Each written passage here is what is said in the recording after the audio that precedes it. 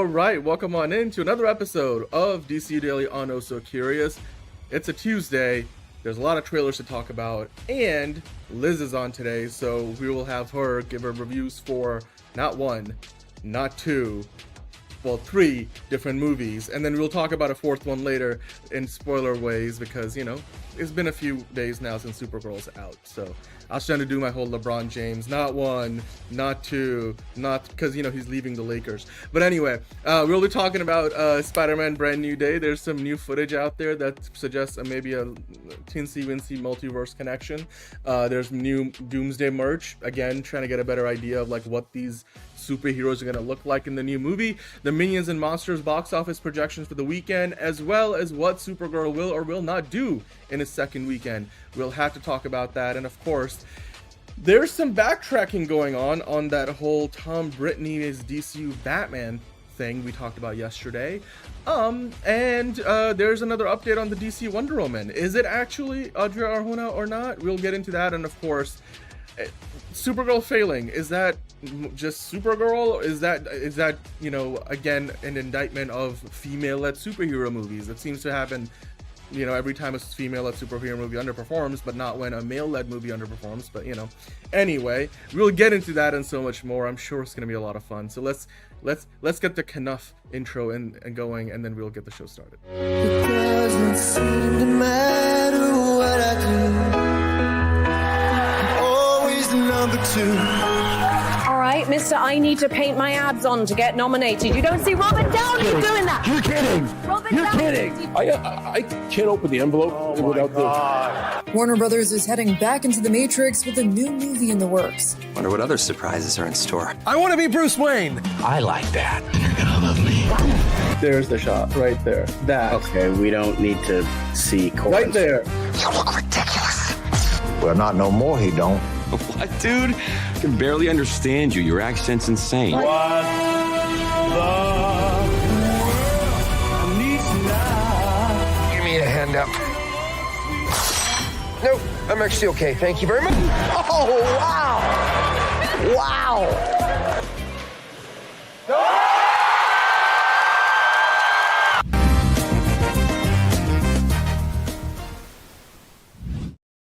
Okay, welcome on in. It's gonna be a fun show. We got a lot of movie reviews today. We gotta talk about a ton of trailers, and of course we will have quick hits. We'll have DC news. We'll have some Marvel news as well, from Spider-Man to Supergirl to Superman to Man of Tomorrow. We got some Man of Tomorrow updates as well, and of course, like I mentioned, Batman and beyond. So with that, we've got with us Liz. How was your day, and how was your weekend? Hey everybody, weekend was good. It's getting hot. It's getting hot. Unless you live in what, Idaho, who's getting flooded? What is going? Y'all, the U.S. is crazy. The U.S. is crazy. It's hot as hell out here. I don't know what you're talking about. It's hot as hell out here, but they got hail and floods and locusts and frogs. I don't know, but whew, stay indoors, babies. That's all I can say. How is everybody tonight? We see you in the chat. Hi, Enterprising. Hi, Monique. I saw the Werewolf trailer yesterday. What's up with your sign? What's that sign about? What is be based, Liz? What is that all about? Well, you know, John's not here, and I know our first lady, you know, her whole thing is be best. So why not? Let's switch it up for the fans. Let's be based instead. Let's do that. Be based. Be based. Define based. Anyway, okay. We'll let John handle that one when he comes back. We'll let John yeah. His Gen Z lingo. Yeah. Anyway, even though he's not Gen Z, and he's like an old man, and he's self-proclaimed. I'm not putting words in his mouth, but anyway, Monique was saying, "Terrific Tuesday to you. Split pea soup with pork burnt and sliders." I read that real slow. On low-carb buttery buns with your choice of cheese. That sounds delicious. And yeah, of course. Yeah, I am also in the house. Thank you, Monique. We got Enterprising saying hello. Georgie trying to get into the... Yeah, she's always trying to get into the picture. She's currently sitting next to the picture. And as long as she doesn't touch the mouse, I think we'll be okay. Oh, she touched the mouse. Yep, nope, I lost track of the mouse. See, as I say it, Now it's back. Okay. All right. Okay, Liz. With that, let's get started. We got a lot to get through as we always do. We'll do the box office report first. It is a Tuesday, so you might be wondering why we're talking about the weekend ahead. Well, because it is a holiday weekend, so it's going to be 4th of July, and that means there's a movie that's coming out a little bit sooner than it usually would. So Minions and Monsters, they already did those special, like, I think it was Xfinity early fan screenings yesterday, because Xfinity, Comcast, well, soon to be Comcast, Xfinity will be their own thing, and NBC Universal will be its own thing. We talked about that yesterday, but as of right now, they are trying to make a big push. I think last year they had Jurassic World come out around this time. Was it July? I feel like it was. They did a big release July with the whole 5-day. July was big. Yeah. So again, same studio. I mean, Illumination under Universal. So Minions and Monsters is looking like it says in the headline here on Variety to make $80 million over its 4th of July holiday weekend. That is a number that's lower than what we were looking at before. I think the highest projections I saw a month or so ago were 100 to 125 million. Then I was looking at box office projections yesterday from Sean Robbins, and he was talking about like the opening weekend numbers were looking somewhere between 80 to 100, and now Variety is saying that the aim is 80, which doesn't bode well for the movie, but like still 80 millions for Minions and Monsters. I bet you Supergirl would have killed for that kind of number, because Supergirl came in at 37.1 million after we got the final tally yesterday. And as you see in the headline, Supergirl is set to face a 60% second weekend drop, Liz, which definitely does not sound good, because that means you're looking at a number in the teens, and not only do you have to compete with Despicable Me franchise with the new Minions movie, you're still gonna have Toy Story 5 making a big splash in its 3rd weekend. So all of this, I know that you haven't been on the show since like last Wednesday when we did the review for Supergirl, so a lot has transpired since then. Obviously we kind of have a better idea on the box office verdict for the movie, as well as what critics and audiences think. So I want to get your take on this, Liz. 2 questions. One, your thoughts on Minions and Monsters box office potential, especially because you have seen the movie already, so we'll review it later, but what do you think about that movie, especially being like the 7th one in the franchise? It's the second highest grossing animated franchise of all time, which blows my mind. Which I've never understood. Yeah. It doesn't get enough credit for what it's worth. But then, so like your thoughts on that, and then of course your thoughts on Supergirl's box office going into its 2nd weekend. Yeah, unfortunately, word of mouth is still something that just can't be beat. And, we all kind of walked away from Supergirl pretty disappointed. It didn't meet our expectations, certainly. And I think the more that's it's just fallen flat. I have a feeling it's going to be one of those that it's going to have like higher streaming numbers when it goes to streaming. That's what I anticipate, is people just seeing it out of curiosity, but nobody's going to spend their hard-earned dollars for it, unfortunately.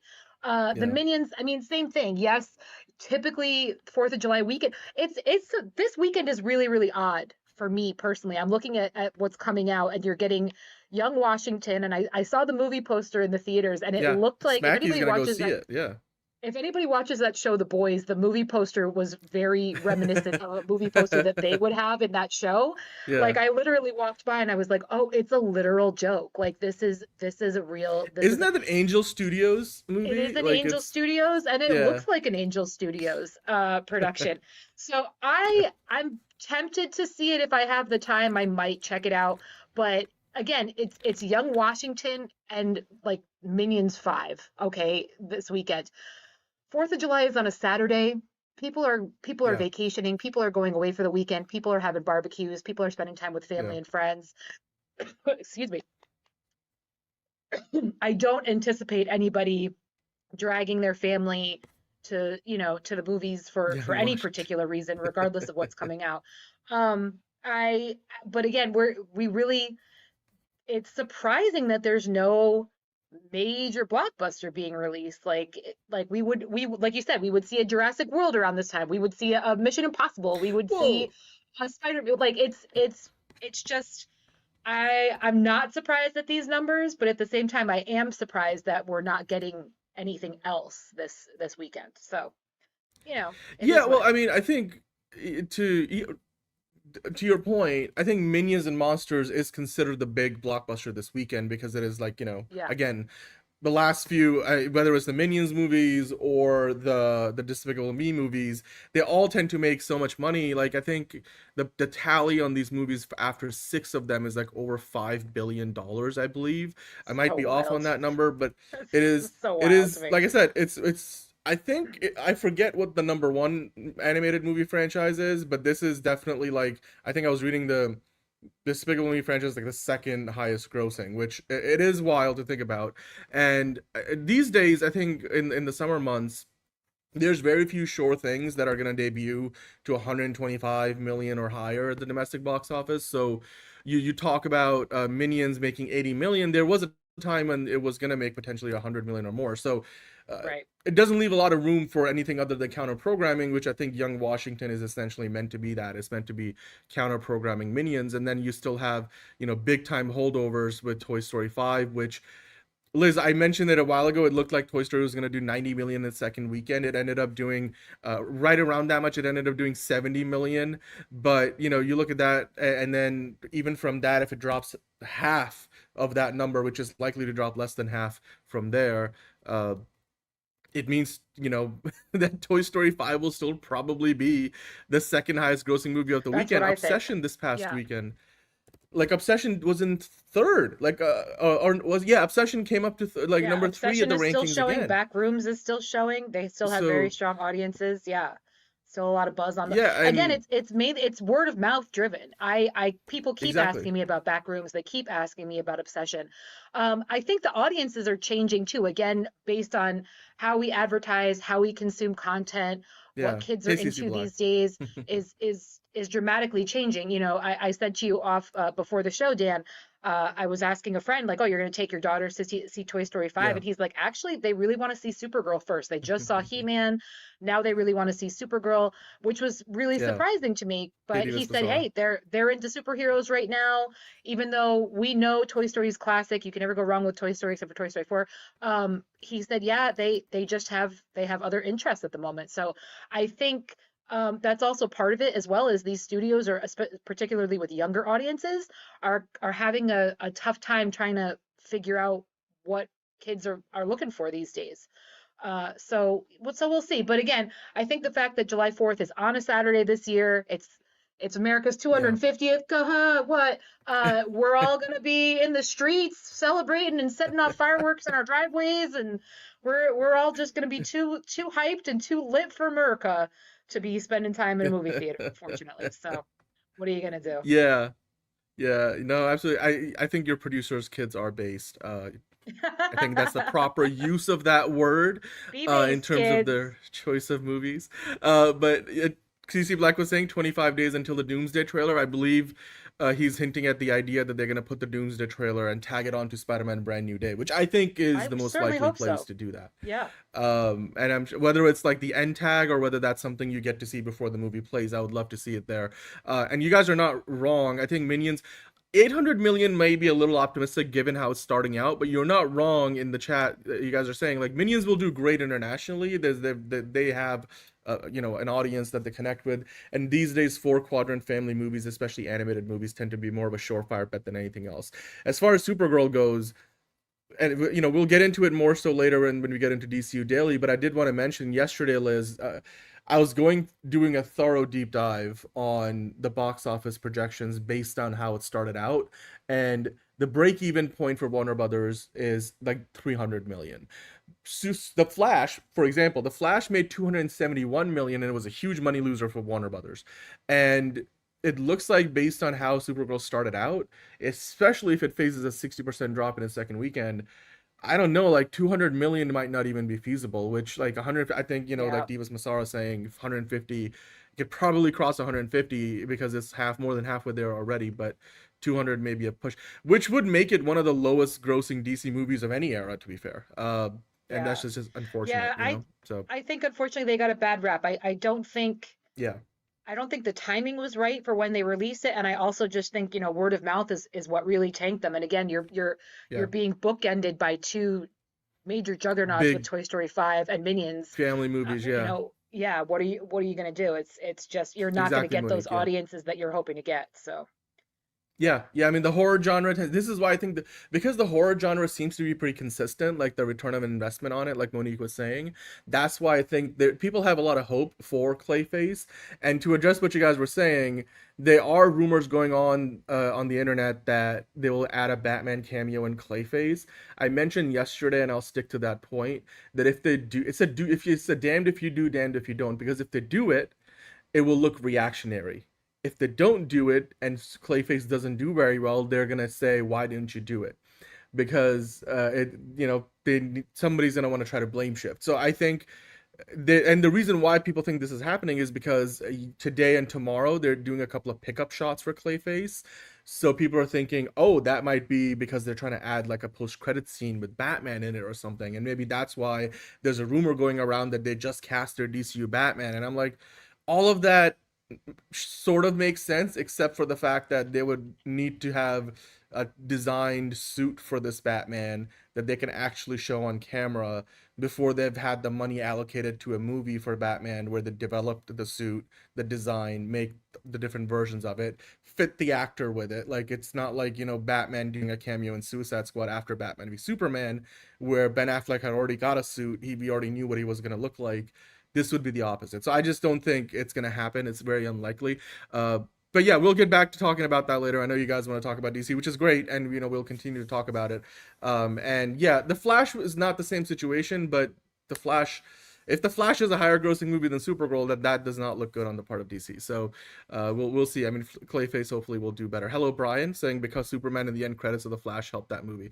Oh yeah, was that Superman in the end credits? I don't remember if it was Superman. I also don't know. I don't know that it helped the movie. Yeah, well, yeah. I mean, that movie had.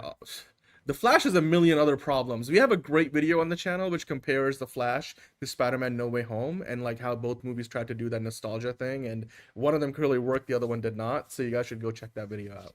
But Liz, we got to move on because we got to talk about some Marvel stuff. So let's get into MCU Weekly, shall we? So there's a few different things here. There's a couple of Spider-Man stories, and then there's one Avengers Doomsday thing. So without getting into spoiler territory, I just wanted to kind of first touch upon Spider-Man Brand New Day. Of course, that's the movie that so far is looking like is going to be the first $200 million plus opening weekend domestically since Deadpool and Wolverine. And I think the last one before Deadpool and Wolverine was Spider-Man No Way Home. So it's going to get off to a really big and really good start at the box office. But also, the World Cup is happening right now.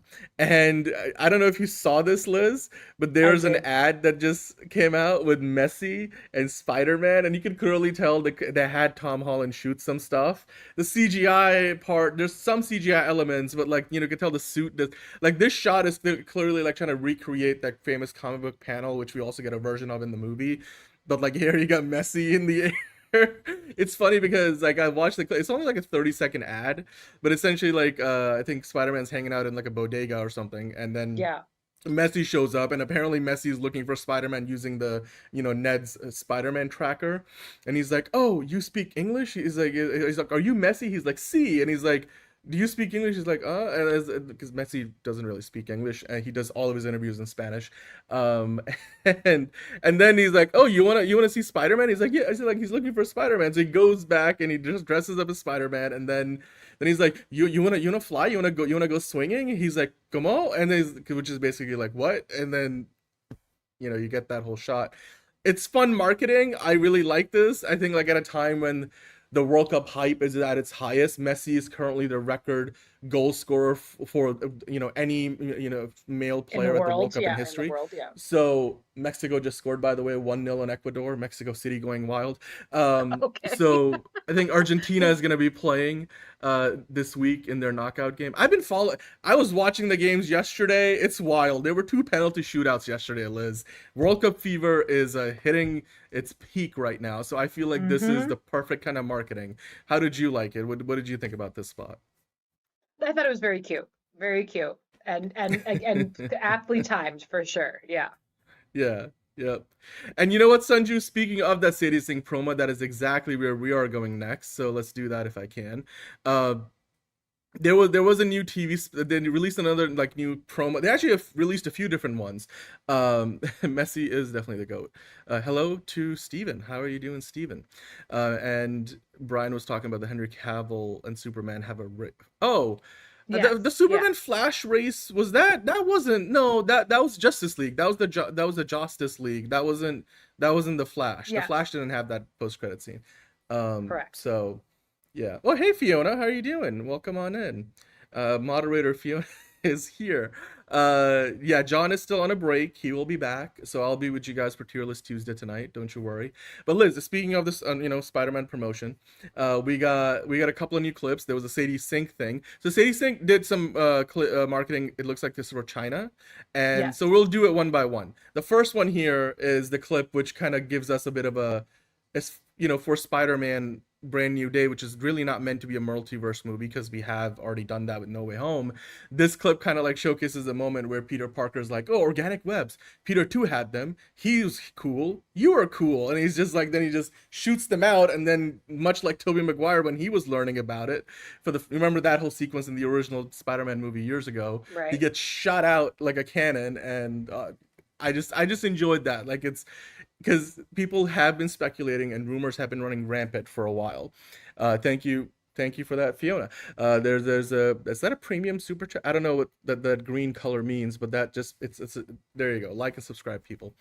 But I don't know if you heard about this, Liz. There are rumors going around that Tobey Maguire will be back in Avengers Doomsday. Yes, I did hear that. Yes. And since he is Peter I number think 2, he got a little jealous when he saw all the cameos in Deadpool and Wolverine. He was like, "Well, hold on a minute. I need to market on this and get back in there."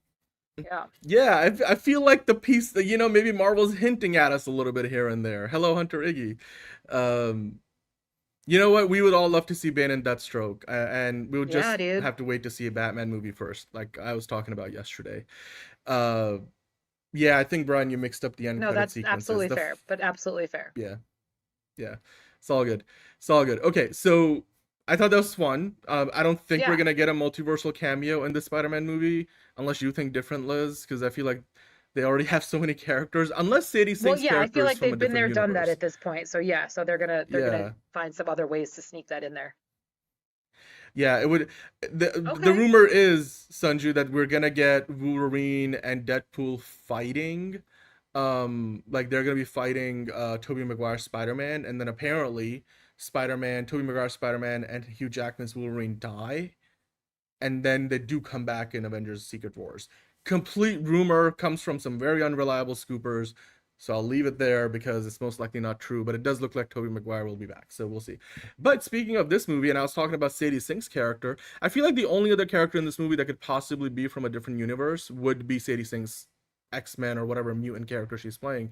And she did this promo for the Chinese audiences. I don't know how to read Chinese, so I can't tell you what it says, but basically the promo was about how people are speculating on who she's playing. And she was like, well, I'll tell you who I'm not playing. I'm not playing Spider-Man. I'm not playing Aunt May. And here's the third one. I am in, I am going to be in the movie. It's just a little fun thing, but obviously they're not giving anything away. The more interesting thing that I thought was there's this other promo here, Liz, which I don't know if you saw this last one, because this one showcases like Spider-Man's fight with Scorpion, and Spider-Man clearly says, "You sure you wanna do this fight or something?" Scorpion, and he calls him Scorpion, and then Michael Mando's character says, "Oh, you think I'm Scorpion?" So my question to you would be, Liz, that clearly we've got this body hopping mutant in the movie who is jumping into the Hulk's body, into all these other characters. It does kind of make you wonder, because based on the footage we have seen in all the trailers so far, there likely will be more than one. There might be at least 2 fights between Spider-Man and Scorpion, or the character that's meant to be Scorpion, with Michael Mando. Do you think that, like, this time around, in this sequence on the street that we have seen in the trailer, is that like Sadie Sink's character, like Jean Grey, controlling him? Because, like, why else would he say, "Oh, you think I'm Scorpion"? Like, or do you think something else is going on? I think something else is going on. I mean, that's not a bad guess, but no, I don't think I don't think she's coming back as Jean Grey. I mean, who knows? Yeah. I don't know. I don't want to I don't like to speculate. I don't like any type of clues or hints as to what's coming because I want to be surprised. I want to be in it at the time. But no, I don't think in this case, it's her character. No. Yeah. It will be interesting to see how that plays out because my mind immediately went to, oh, he's being mind controlled in this sequence. Right. Right. But the cadence of his voice very much felt like he's speaking the same way that he does when he's playing his character that does become Scorpion in the movie. So yeah, we'll find out. It's just, again, I think they're trying to throw us off the mark because part of this promo, what happens, because they do give you a hint. He's like, oh, you think I'm Scorpion, and then after that you cut to this shot and you're still hearing Michael Mando talk, and he's like, I'm something much worse. And then this is the shot of Sadie Sink. There was somebody did an enhancement on this image, and when you brighten it up, because you can't see who's under the hood, but somebody brightened up the 4K version of the trailer, and you could tell it is Sadie Sink with like her mouth covered. So yeah, I mean, maybe it is that. Who knows? I mean, Daniel RPK did say so, and he tends to be reliable, not all the time, but I guess we'll find out anyway. Well. It's more exciting because the movie's only like weeks away at this point, and now that Supergirl is already out and playing, I think the next big one for superhero fans, you got Spider-Man coming out. But beyond Spider-Man, I would say if she is playing Jean Grey, if that is her, I think if anything, she's there to intervene because somebody is taking over, is got mind control going on, and she's trying to come in and stop them, or at least try to figure out who it is. And you think there's more than one? So that's what I think. Yeah. Okay. Oh yeah. Because the movie makes you think that there's only one mind control character in the story, but what you're saying implies that there will be Jean Grey or whoever Sadie Sink is playing, and then another character who she's actually trying to beat. That's what I think. That would be very interesting. Okay, if that does end up happening, that would be fantastic. But anyway, let's talk about the movie that comes out later this year, which we might get a trailer for at Comic-Con, which, by the way, CC Black was talking about. Comic-Con is 25 days away, so if not at Spider-Man Brand New Day, then certainly by Comic-Con we will get the trailer for Avengers Doomsday. The Jackal is the villain. Okay, is that confirmed? I don't think that's still rumor, but that would be nice. I think John and I talked about that a while ago when that rumor first made the air. So yeah, I mean, Sadie Sink, apparently her character is being hunted by the DODC, which could be leading us up to more of the mutant themes down the road. So it's all possible. Sophie Turner is definitely out as Jean Grey. Brian, that was the Fox universe. So Marvel's doing like a whole reboot with the X-Men. So Sophie Turner will no longer be Jean Grey. She's actually, currently filming that new Tomb Raider show for Amazon Prime. And she got injured, so I think they're actually paused on filming. But anywho, Avengers Doomsday is more artwork, and people are again trying to figure out like, hey, what does the suit look like? What do the other characters look like? Not anything revolutionary here. We have seen this stuff before. I don't know if you came across those leaked photos of the trailer with unfinished VFX shots where you got Steve Rogers in it as well, and we had Cyclops in there. They show Mystique in there, and the new Captain America suit. It all kind of adds up. There's nothing here that I don't think we already knew about. And then there's more merch. This makes me laugh. Look at this sock advent calendar. It's just like what? This is how we're scooping the movie now, is a sock advent calendar. Because it's coming out in December. Get a life cake. I can't. I'm sorry. I can't. Do you not like advent calendars, Liz? I love advent calendars. I specifically love sock advent calendars. I've gotten a few in the past, but the fact that like this is the sleuthing, this is how we're scooping the movie. I know. Is I saw this sock advent. You guys, I can't. I fucking can't. Get a life. I'm sorry. It's not that deep, gang. It's not that fucking deep. You know what? You want to see the new suit? Go see the movie. Holy shit.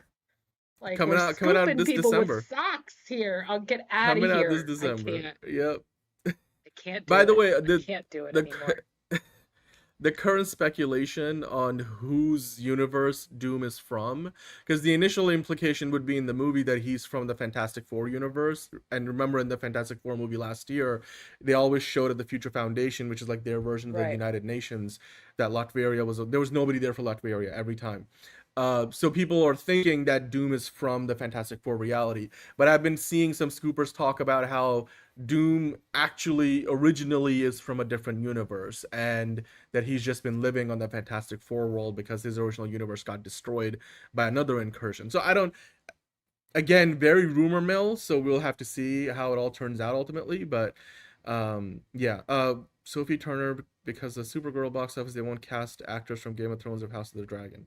No, I don't think. I think you're thinking too far ahead, Brian. Just because one actor from House of the Dragon did a movie that didn't work. Jason Momoa wasn't Game of Thrones. He's probably coming back as Lobo. I mean, we already know Millie Alcock is back as Supergirl next year in Man of Tomorrow, so it'll be fine. I think you're jumping a little too far ahead. Apparently, according to most rumors, they don't actually explain why Tony Stark and Doom look the same. In fact, if you believe the rumors, Tony Stark won't even, or actually RDJ won't even take the mask off throughout the entirety of Avengers Doomsday. Like, we won't even find out that he's behind the mask until Secret Wars, which would be very interesting if indeed that's what they end up doing. So that's actually a sweet reveal. If that's true, yeah, that's fabulous. That makes me happy. I hope it's true, because I'm going to be upset. I really hope it's true, because that's fabulous. That's fantastic. Okay, well, that's all the MCU talk we got today. So we're gonna move on from that. Liz, you went to the movies. I did. You saw yet again 3 movies you want to talk about. So, all 3. We're gonna go one at a time. So let's do that. Take it away, Liz. I think we're gonna start off with. What are we starting off with? I don't know. You Jackass. tell me. What are we starting? There you go. Okay. We're starting off with Jackass. Let's do that. Oh, you guys. So listen. I'm 42 years old. I grew up with these boys. I was the height of the MTV generation. Jackass will always have a special place in my heart. That being said, this was very cute because they showed some stuff that MTV had not allowed them to air previously. Their lawyers would not allow them to air. They could not get away with some of the things that they had done and had filmed in the past. So this was a really cool way to be able to showcase everything, showcase some behind the scenes things, some more exclusive Jackass things that just had never been able to see the light of day before. So that was really great. So they went back and forth between older clips, some clips we'd seen before, some clips you know and love, some clips you've never seen, and then some of the new stuff that they had been doing these days. Just I loved it. There was a lot of poop this time around, so please be warned. A lot of butt stuff in this one in particular. While again, it's super entertaining, the guys still have a lot of fun with one another. They clearly still really enjoy getting together and doing some absolutely debauchery-based things. But it's a good time. They're fun. I will always have a special place in my heart for these boys. So it was interesting to see. I know there's a lot of controversy still surrounding Bam and his relationship with everybody. They did make sure to showcase some of the stuff that he had been part of in the past. So regardless of where you stand on that, it didn't matter to them that they included everybody who was part of the original cast. So it was a good time. If your stomach can handle poop stuff, go check it out. If you can't, I understand. I was cringing a lot of the time. I closed my eyes for some of it. But again, if you enjoy the Jackass boys and the hilarity that ensues when they all get together, go check it out. It was a good time. As far as the Jackass film is concerned, I'll give it a 7 out of 10. It was a good time. It wasn't the best time. I don't think they were as creative necessarily with some of the things they were doing this time around, but they had to take into account a lot of things like their age and their health overall. So, that explains a lot of it. Paul Walter Hauser was randomly in it for one of the scenes, and I was like, oh, okay, so there's the guy I've been at Comic-Con. Once again, my record still holds. Every time I see a film, I've met at least one actor that's been in it, but holy shit. But yeah, it was fun. It's a fun time. Go ahead, turn your brain off. Watch people poop themselves. That's all I can really say about that. Yes, they were coked up a lot of the time during a lot of their old stuff. They were all on substances, and you'd have to be, or else you wouldn't survive all those things. But what are you gonna do? Minions, sure. Let's head into Minions. It's your typical Minions movie. I had a fairly full theater for an audience preview showing that I went to yesterday. It's Minions.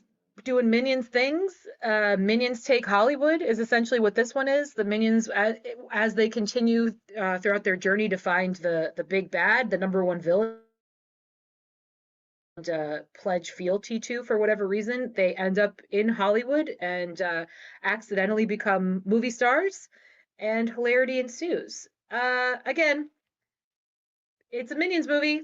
It had a lot of wild guest stars and guest actors. So Allison Janney is in it, Christoph Waltz is in it, Jesse Eisenberg is in it, Jeff Bridges in it, Trey Parker, Zoe Dutch, Phil Lamar, also someone who I've met at Comic-Con. George Lucas makes an appearance, and it really is him playing himself in the film. Wild, but it's, again, if you like the Minions movies, it's a good time.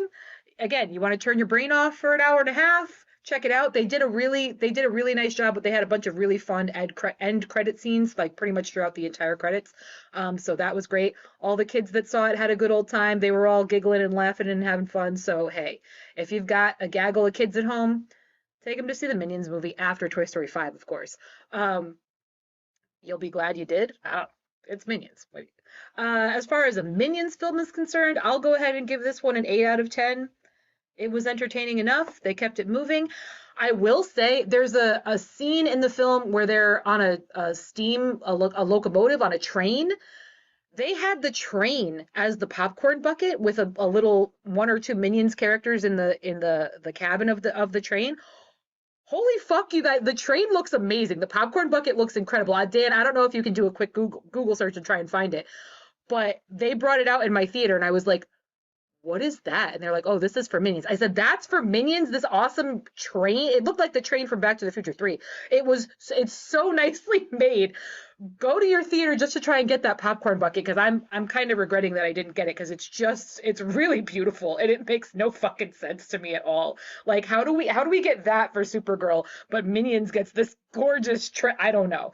But anyway, again, Minions, you got little kids, take them. They'll love it. It's goofy. Have a good time. Yep, Bobby Moynihan's in it too. Wild. And then the last one, Lucky Strike, which just came out, little wartime film. Everybody likes their wartime film. This one, Scott Eastwood, I love Scott Eastwood. It's interesting now as he's getting older, he's starting to sound like his dad, which is really wild. So like certain times throughout the film, I was like, all right, Clint, little Clint coming out there. It's not the best. It's not the worst. This definitely kind of felt like it was an Angel Studios production, honestly, as far as the writing and the pacing of the film. The storytelling was very interesting. I didn't hate it. Again, it was kind of like Dunkirk vibes, where it was like one guy trying to get from point A to point B, basically, through an active battlefield. But it was pretty good. I like Scott. And again, it was an interesting story to be told. But it's your classic Nazi wartime movie where Nazis bad, Americans good. Just trying to get home and survive.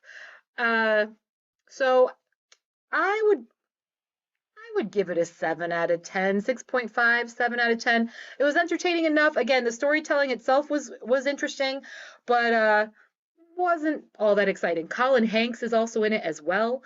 I'm trying to think if there's any other major stars anyone would know. Nope. Just Colin Hanks. So Colin Hanks is in it, along with Scott Eastwood. But again, if you enjoy those types of films, I know that's a big genre, wartime soldier movies. So check it out if you must. Like I said, it's not the best, but it's not the worst I've seen either. But I did throughout the film kind of be like, did Angel make this? And I also, they never really revealed whether or not it was based on a true story. I obviously I don't believe that it was, but again,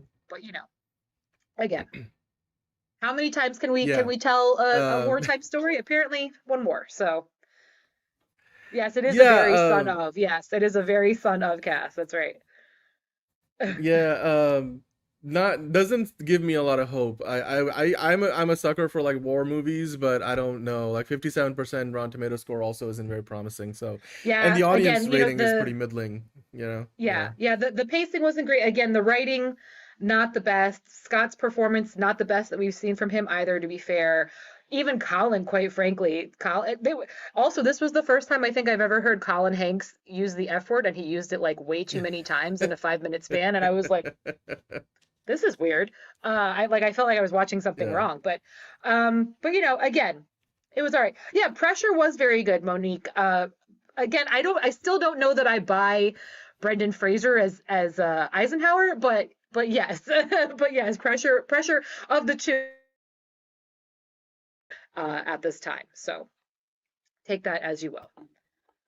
Yeah, I mean, Angel Studios is going through a pretty big expansion of this slate this year, and they were at Comic-Con. There's a lot of movies they're putting out. So gross.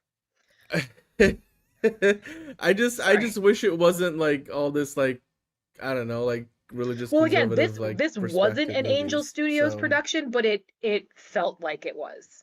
Yeah. That's the best way that I can kind of describe the overall vibe of the film. Was it felt like that of an Angel Studios production. Well, on that note,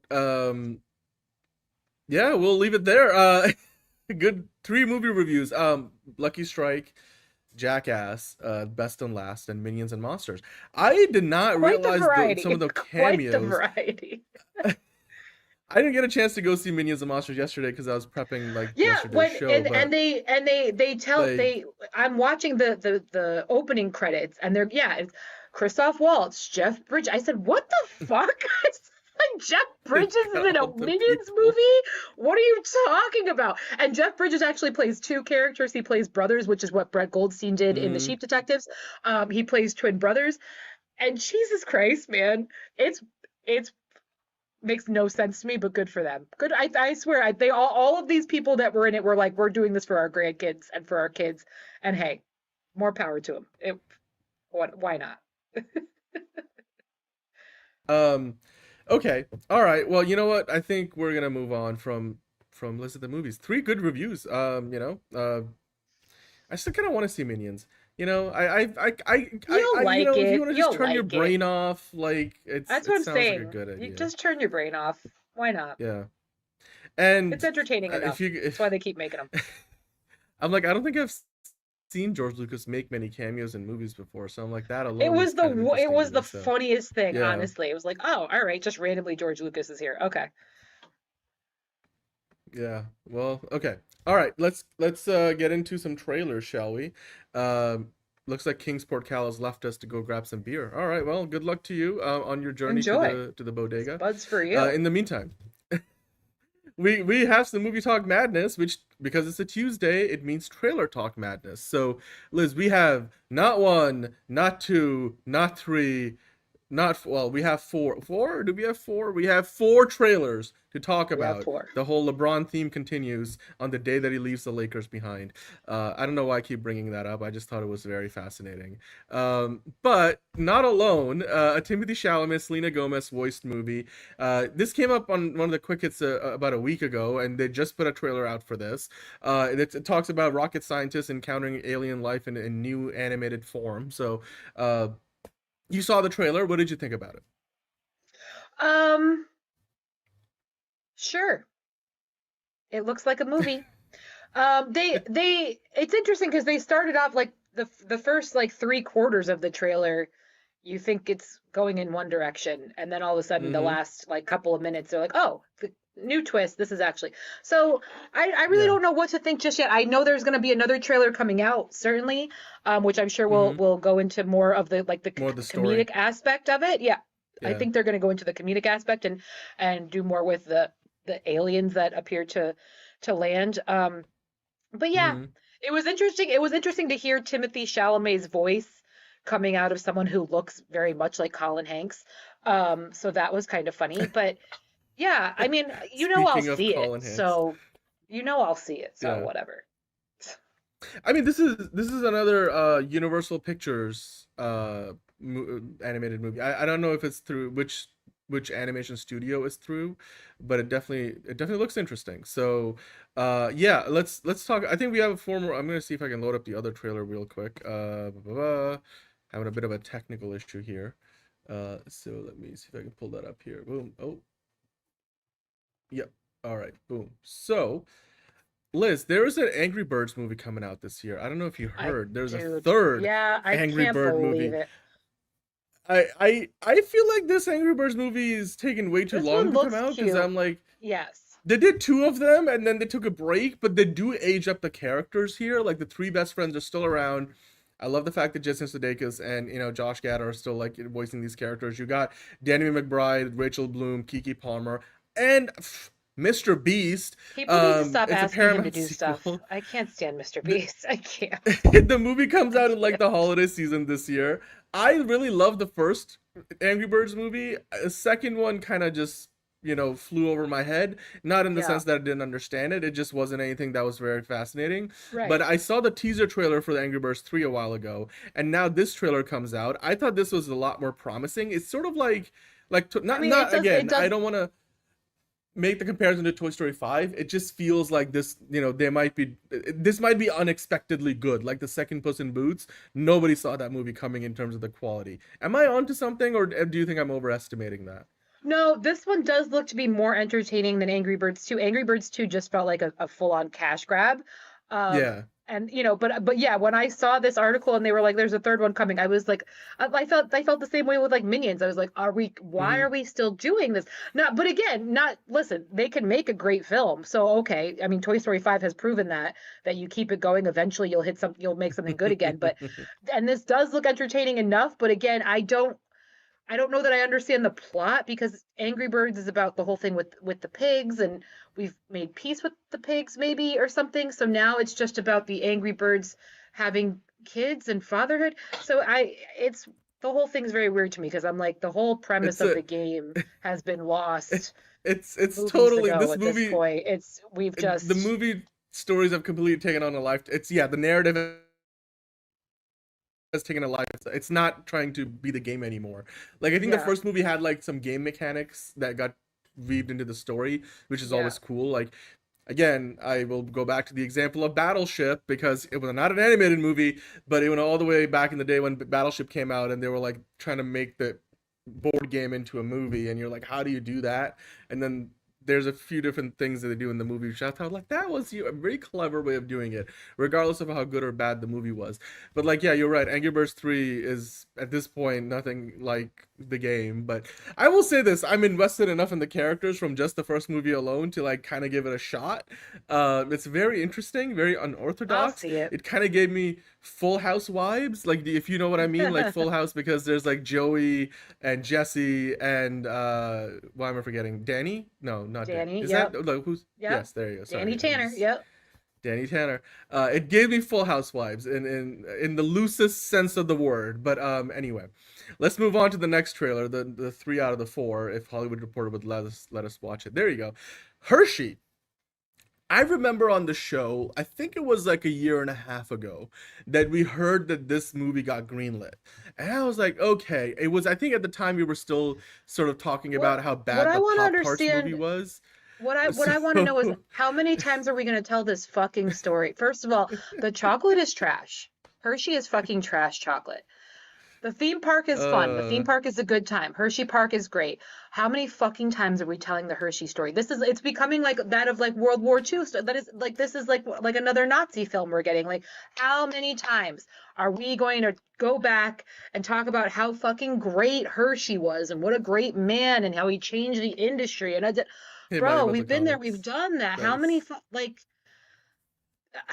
how much money is Hershey paying to like just keep this train rolling? Let's worship at the feet of Mr. Hershey. You guys, I can't do it anymore. I'm gonna see it, but I'm not happy about it. Not happy. I kind of feel the same way. I'll be honest though, I don't get the This also hate looks like for a Hallmark Hershey, movie. This 'cause looks I like a like Hallmark both movie. The actors are Cadbury. both like Hallmark level actors. I don't understand this, but okay. Yeah. You know what, Brian? Good point. But I always have a soft spot for Battleship, so you'll lose that argument with me if you want to have it. But yeah, no, Alexander Daddario and Finn Wittrock. I think Finn Wittrock people want to cast into some superhero role, and I don't get it. Alexander Daddario, I can see why, because it's more for the looks than anything else. But she doesn't really done Finn could be a big Captain roles. America type for sure. So, but yeah, no. Well, we'll Again, have another they Hershey should- biopic, so This should be going to the Hallmark Channel, and why it's going to be Yeah. on my big screen, whatever. I'll see it, but what I'm not going. I'm won't be Angel happy about it. Studios, Liz. Angel Jesus Studios. Christ. See, that's right. Oh my God, they're It is. torturing me. You See, just it's- can't get again- away from them. Again, just you look at the trailer and you already know. You already know who's making Mhm. it. So that Exactly. tracks. That tracks. Well, I did want to ask you, Liz. We got another animated movie for Illumination coming. Now that we, of course, had the Super Mario Galaxy movie coming out earlier this year. Yeah. We obviously This just is- had again, the this Minions is and Not Monsters Alone. Yep. movie. Yep. Not Alone. We know Disney's got Hex coming out later this year. There's some good original upcoming animated films that we're gonna have a chance to go see. Yeah, and, Leica's got you know, Wildwood like coming out. Hoppers. They're starting to show trailers Yeah. for that. Yep. So Selena Gomez, Timothée Chalamet. We talked about this. Did we talk about this?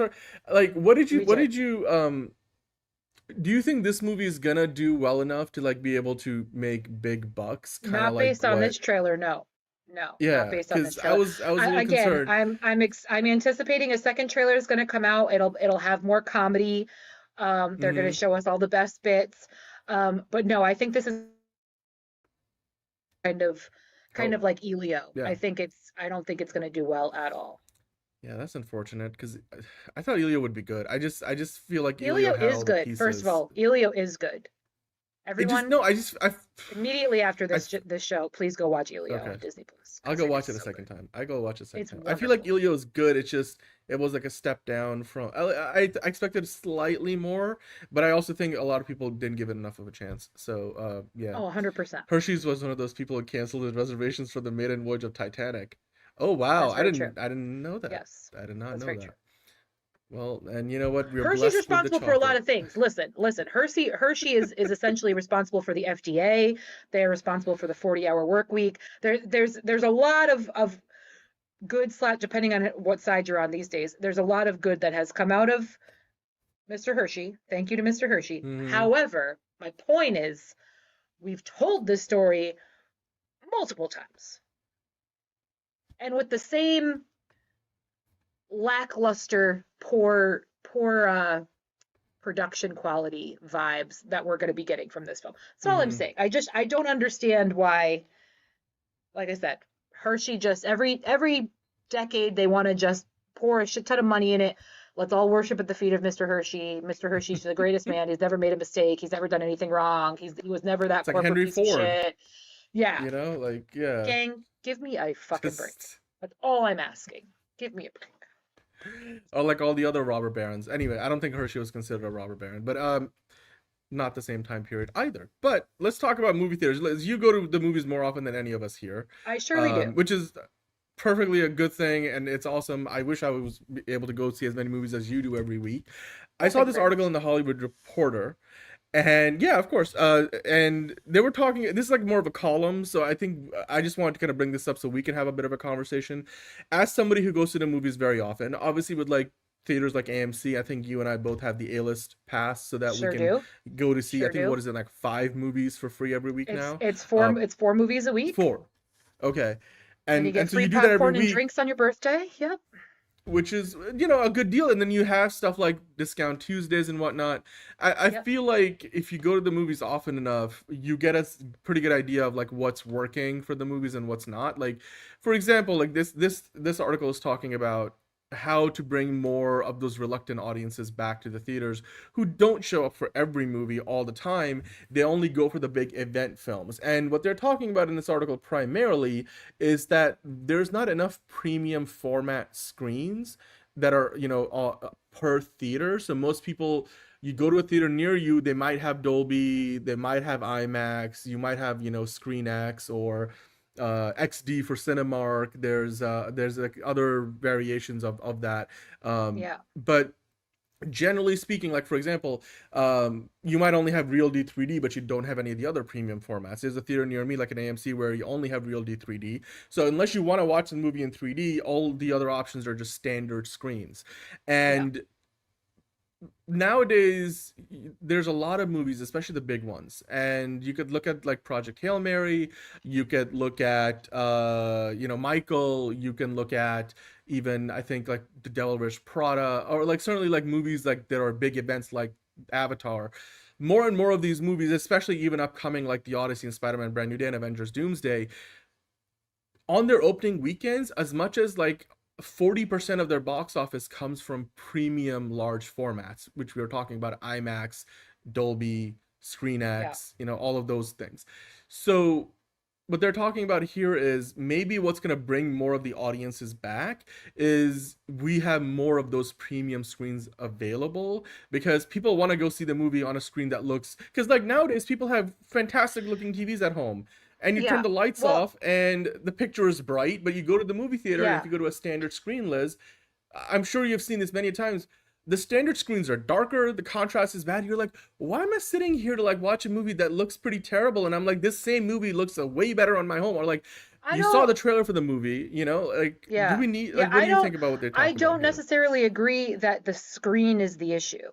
You'll find in all of these premium formats, the seats are nicer. They're newer. They're more up to date. They care more about the equipment, the sound, the lighting. It's all more up to date but at the same time, the cost margin, right, between a regular format, say like at AMC, just a straightforward laser production versus a Dolby, the cost is not that far off. So people are thinking, why wouldn't I pay a little higher cost for a more comfortable seat?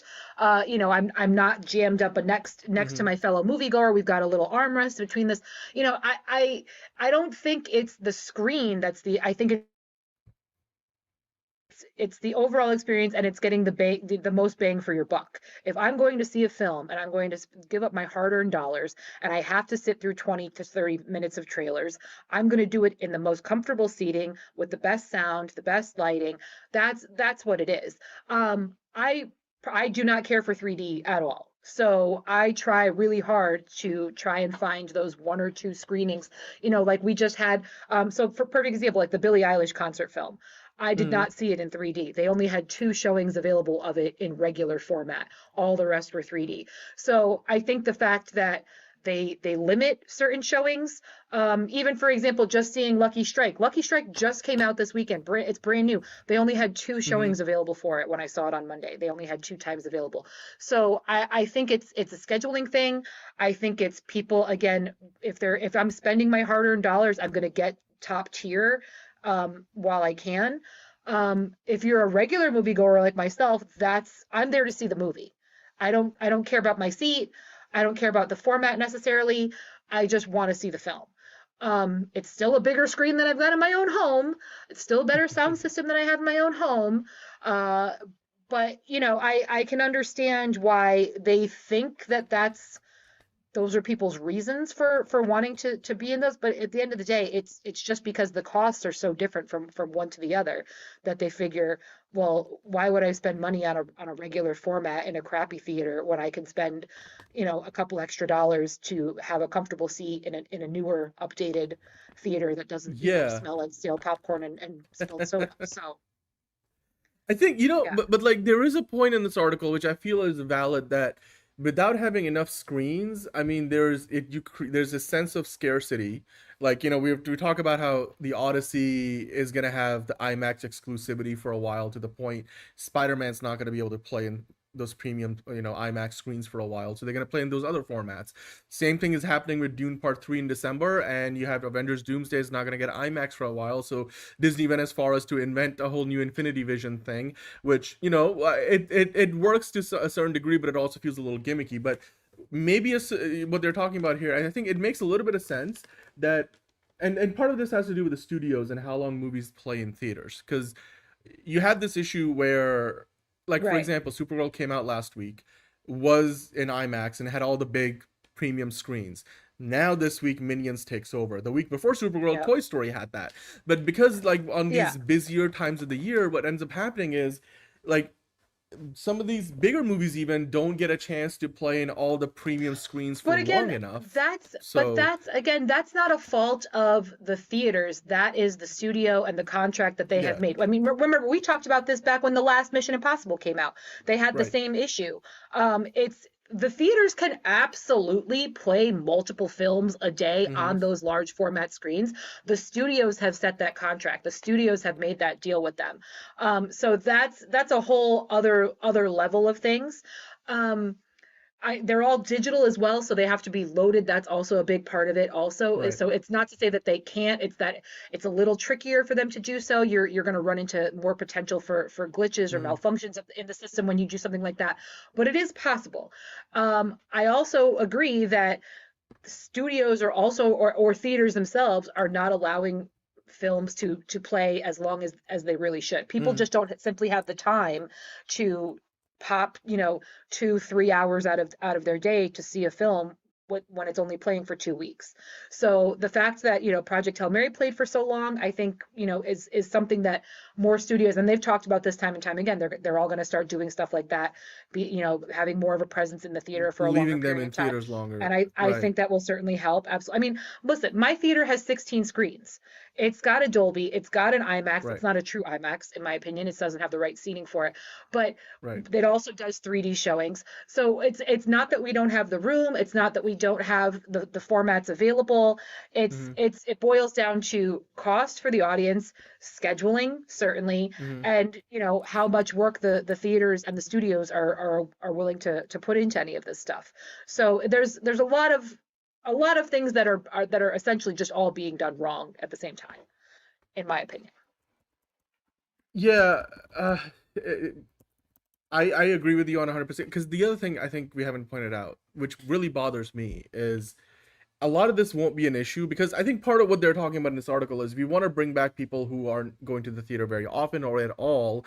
And like Kingsport Cal keeps saying, like, you got all these benefits, or even Monique, like there's certain things you have at home that, like, comforts of home you don't have in a movie theater, which is, I think, like, those two experiences are kind of apples and oranges. They always happen. It's because your movie home theater is not meant to replace the experience in the movie theater. Your movie theater will have a different sound mix, and even in the standard theater, you're getting a way bigger screen than anything, unless you are a billionaire, can have at home.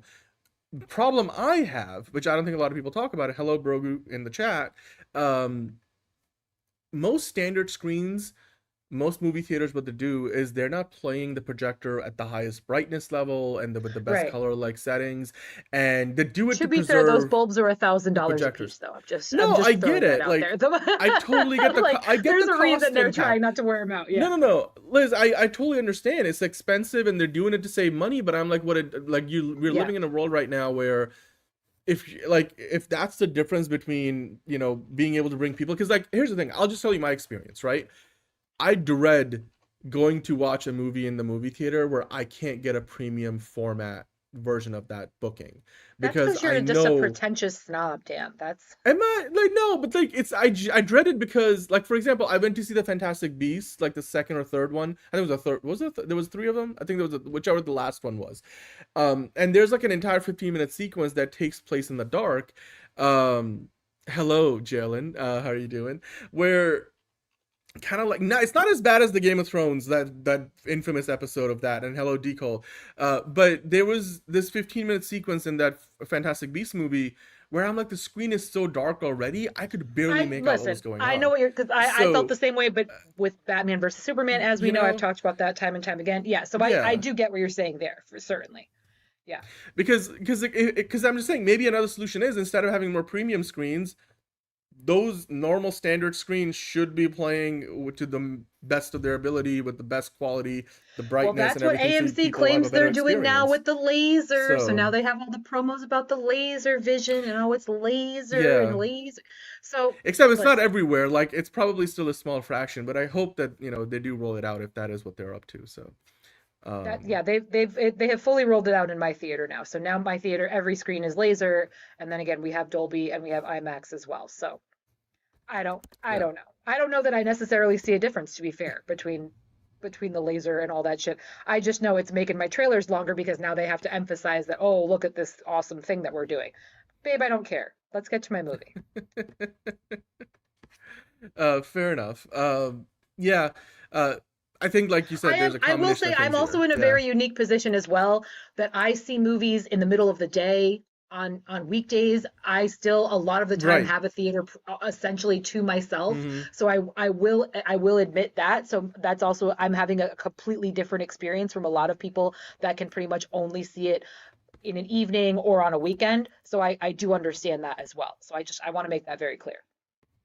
Yeah. No, that's a good point, because you just have a different experience when you go to, like, I've gone to see back to back. It happened, it's rare, but there was a time when I went to see back to back movies in the afternoon, and I remember, like, I walked into my second movie early enough that they were playing like they were doing like interviews. I forget, like, I think it's like View or something, whatever it's called. It's like it was I was like, oh my god, I must be here early, because like I've never seen, I've never seen stuff where you're before the movie trailers. There's Talking other about like stuff that Nuvi plays. with Maria Menounos, yeah, stuff like that. Something like that. It was that, and then it was something else. I think it was like from one of the Collider people were doing an interview. Anyway, yeah. I think personally, I would say more of those standard screens should be playing with brighter.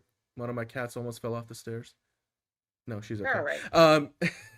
And I wouldn't mind more premium screens. I like. I think it is weird, because if you don't have A-list, it's well, and pretty again, expensive I if you're paying think $22 I each time think you go I get a think movie ticket. location. So, I think you know. location, and I think overall just cost, because again, those premium, it's not just the premium screen, right? So like when I go down and see a film in Atlanta, for example, when I go to an AMC in Atlanta, almost all of those theaters have the not the Dolby seating, they have the premiere seating where it's fully reclines, all of that stuff costs money, wear and tear, things break, all that kind of stuff. So I think that's part of the hesitancy as well, is because again, as we know, the movie theaters, they make their money off concessions, they don't make their money off ticket sales. So the incentive for them to update and to have multiple premium screens is just not there. Yeah. No, you're right.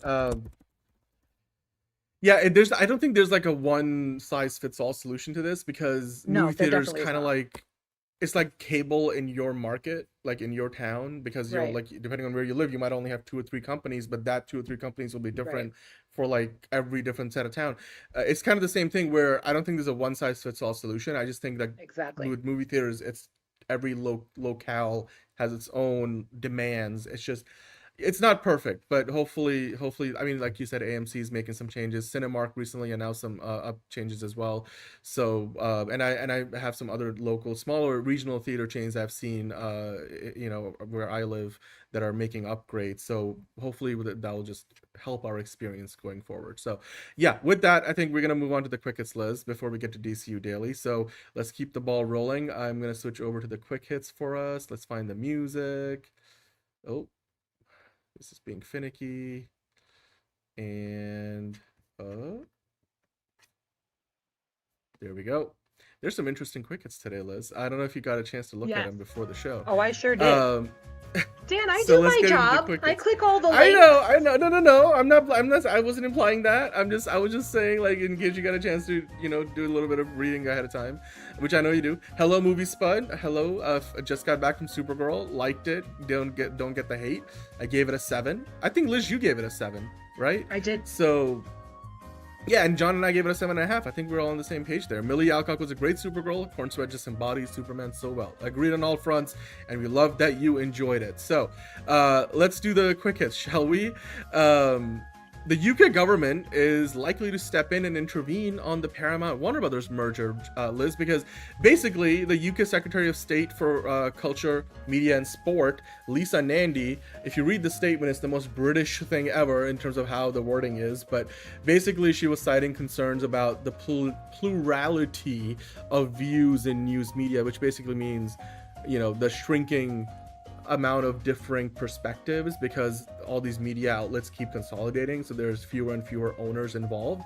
And they're also talking about on-demand programming, which basically means streaming.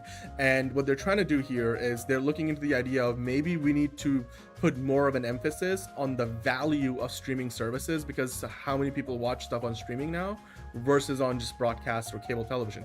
And they're going to use that as a basis to potentially put a stop to the Paramount Warner Brothers merger. This is still like few steps away from anything actually happening. But Liz, it feels like the UK might be, you know, putting a wrench in the plans over at Paramount. What do you think? I think it's great.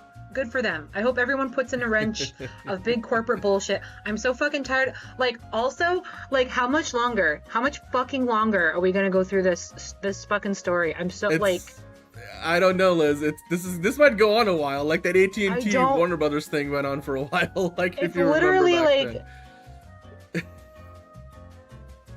I can't. I'm just saying. I can't do it. We're trying not to spend too much time on this. The UK. But yeah. But hey, you know what? Speaking of fucking I don't know, bad transition. Josh Peck says that he only took home around $500,000 for Drake and Josh after 4 seasons and 60 episodes. I mean, $500,000 is no chumps change, but yeah, dude, I'd love to take that home after 4 years. Get out of here. 4 years and 60 episodes. I kind of get it, like, because I'm like, you'd imagine, and they also did like TV movies, I think. So I'm a little surprised, but I'm also not surprised because it's Nickelodeon. $8,000 an episode. They were child actors. The show, I don't know. I didn't think the show had a terribly high budget. How much do you want to get paid as a little kid, dude? Yeah. You make more than I do in a year. Yeah. I'm not gonna feel sorry for you. I'm sorry. And you know what? I appreciate where he's coming from comparatively to you know what pay is now these days, but at the same time, like, dude, you've got a successful podcast, you've got a successful TikTok account, like. I'm not. You're not gonna make me feel bad. Sorry. Sorry. Only 4 years. I know. I walked in with $500,000. Oh, like, bro. Nope. I don't feel bad. Sorry. I will say though, like they've done like 3 different movies to kind of launch him as his own movie star. Right. So he probably got some extra cash from those too. So he's fine. Yeah. He's doing fine. None of those have worked out. So like they did like a Disney remake. I forget what it was called. And then they did like the one with Chris Hemsworth, which was another remake of an older movie, like a world where like the Koreans, the North Koreans take over the U.S. government. Anyway. Yeah. Like, Red Sun. Red Rising, something like that. Yeah. I saw that film. Yeah. Anyway. Yes. Yep. I think the original is still better. Well, yeah, of course. I think yeah. 2060 Paramount's still trying to buy Warner Brothers. We will find. I hope not. I really do hope not. But you know what? This was something that came out late in the day, Liz. After all that hullabaloo that we have talked about over the last month, it looks like Tom Hardy has finally settled the beef with Mobland producers, and it does mean that he's back for a potential season 3 of the show. We knew it. We knew that. He's a good guy. Tom Hardy, I have faith in him. I knew he was going to overcome whatever it was that he was going through. Clearly, he had something going on. I mean, he's not a piece of shit. So I was hoping for the comeback. The comeback is always good in the setback. So good for you, Tom. Like, I also saw, like, so they apparently it's a great show. Like, it's great, and they just wrapped up season 2. Season 2 is not even out yet, and they're planning on trying to do start filming season 3, which by the way isn't greenlit yet. But I bet you with Tom Hardy back in the fold, Paramount Plus is likely to greenlight it. Well, see you later, Kingsport Cal, and hello to Figure Drawing. Apparently Guy Ritchie, who's an executive producer on the show, helped set up a meeting between Jess Butterworth, who's the executive producer on the show, as well as some of the other producers that Tom Hardy had clashed with, and that helped kind of mend things up. So good for them. I mean, I think it's one of the most popular shows on Paramount Plus, so I'm glad that, you know, they have a chance at season 3 now, because when you take Tom Hardy out of the picture, that would have really changed the show's identity, you know, even though you still have Helen Mirren and Pierce Brosnan, again, just 2 legends. So speaking of legends, Persona, the video game, is getting a live action TV adaptation, which is going to be at Netflix, with 21 Laughs and Story Kitchen to executive produce. Liz, any interest in this one? Nope. Cool. I have none either, so we're gonna move on. I think this is more of a John thing. Xbox weighs canceling the Blade game and shuttering Arcane. This is part of a bigger thing that Microsoft is working on, where apparently Microsoft is considering shutting down. I think they're even shutting down. They're not. It's actually no. They're trying to shut down about 5 of their studios, or potentially sell them off or spin them off, which includes the one that made the Blade game or is making the Blade game. They also, Liz, I know like a lot of fans are big on the James Bond First Light video game, which is made by a studio that did it through Microsoft, and they just laid off their staff as well, and they might be going under too. So Microsoft, like with all the changes they're making on the Xbox side of things, it does look like, you know, while things are getting cheaper on Game Pass and stuff, it's coming at the expense of a lot of these game studios being shut down. I don't know if you're a big gamer, but like, do you think this would have made a difference if we actually got a Blade game or not? Because now, not only are we not going to get the movie, we might not even get the video game. I could not tell you. I know nothing about it. I am not a gamer. I have no interest. Yeah, the Blade did look good for some of the footage we saw, but apparently it was over budget and behind schedule. So, you know, but like, what else is new with games these days, especially AAA games? So Rockstar workers now are pushing to unionize ahead of GTA 6's launch, Liz. I think this is always good. Anytime we see news about staffers I support a union unionize, all day. Absolutely. Good for them. and this is as good a time as any, because there's such a big spotlight right now on GTA. To be fair, they're and not going to Rockstar. succeed, but good for them. Yeah, well, you know, we wish them the best. This, Liz, I think you would definitely have a lot of interest awesome. in. This is great. Because Amazon It just looks leaning really into good. the social media It's thing. stupid. It's so stupid. It looks great. I don't care. It looks a so Jim good. Bro Skeletor? Like, So good. this is It's for the so collectors. stupid. It's so This dumb. is for the I love it. collectors. I love the socks. I can't. I love it. Please, people who give a shit, people who do cosplay, people who care about Halloween, please, I want to see this at Comic-Con. I want to see a bunch of workouts, tours. Please, I need people to cosplay as this, please. I'd like to see one of them come to my door on Jim Bro Halloween. Skeletor. I need Jim Bro Skeletor to be a thing at Comic-Con and at Halloween. Please, I beg of you. This is amazing. I just love this. I'm like, this is the kind of marketing that's going to hopefully make this franchise actually viable. Like, this is great. I love this. I was like, this is... I want to buy it. I promise you, and I didn't even see the movie. If Jim Bro Skeletor shows up at any of the Comic-Cons I attend this year, I promise you I will take pictures. I will bring it back. This is great. This is all I care about now. Oh, this is my God. mission now at Comic-Con. I'm sure Jared Leto wants nothing to do with it, but it's fine. Mark Harmon, Liz, is set to make a full-time acting return for NCIS Origins Season 3. I heard that he Good was for him. part of Season 2, but now I guess he's coming back full-time, so he was like a guest star. I'm like, Cool. It's like, you know, just when you thought he was out, they pulled him back in, because like this guy's dedicated his Till he's entire 90. adult life to this franchise. Like, it's wild. Till he's 90. Exactly. Hey, Literally, listen, I'm happy probably. for everybody's grandma and grandpa. Good for them. Exactly. And Willy Wonka, the competition show for Willy Wonka at Netflix, apparently they used AI to recreate Gene Wilder's voice. Now, of course, the streamer in this case did have the permission of the late actor's state to generate the voiceover. Did you watch Liz. this, Dan? I did not. I just saw this and I was reading the article. I'm like, huh, They that's spent interesting. way too much. They spent way too much on the AI because it did not sound like Gene Wilder at all. It sounded like Matthew Broderick doing a Gene Wilder voice. It was terrible. The voice is terrible. That's unfortunate. Terrible. I know John would not be happy about this. You would, if you closed your eyes and listened to it, you would never know that that was supposed to be Gene Wilder's voice. Never in a million years. Absolutely. Yeah, that's you know what, that's, I know there's other instances where this might be happening in the future too, because like, you know, I forget the name of the actor, James Earl Jones also licensed his voice before he passed away to Disney to use for. Yeah, listen, I don't have a problem with that. Waiter, If they have permission and they're giving money towards that estate, all the power to them. That's wonderful. I have no the fact that they spent all that money and it sounds like dog shit. That's my problem. Yeah. Well, speaking of dog shit, though, that's what Amazon MGM are for dropping the movie Artificial, which is definitely not going to paint Sam Altman in a very positive light. And that movie, they've been trying to find a new studio distributor, and after Netflix, A24, Focus Features, pretty much every other big brand, including, well, A24 just got some funding for AI tools from Google. They all passed on the same movie, and Luca Guadagnino was talking about this yesterday about how he feels about the whole situation. But finally, we were thinking Mubi might be buying it, and I mentioned yesterday that Neon could also be somebody to look into, and I was like, this is like some weird juju where I'm like, I mentioned Neon, I hadn't seen anybody talk about Neon, but Matthew Bellany of Puck News today mentioned that this Hot Potato Sam Altman movie that was dropped by Amazon MGM has now been sold to Neon, the independent theatrical distributor behind Oscar-winning picture Nora. Barring any last-minute complications, the announcement is coming this week. So this will be official sooner than later, and I've already heard, other outlets start to pick this news up. Liz, are you excited about this? Because we will get to see this movie now. Like, this movie's not gonna get buried because MGM dropped it and every other studio wanted nothing to do with it. I mean, listen, if it comes to theaters, I'll see it. If it's going to be streaming, it might be a decade before I get to it, but cool, good for them. I think Neon would be putting it in theaters like they did with Anora, so I do hope we get to see it in the theater. I think Andrew Garfield is in it. I think he plays Sam Altman, so this will be interesting.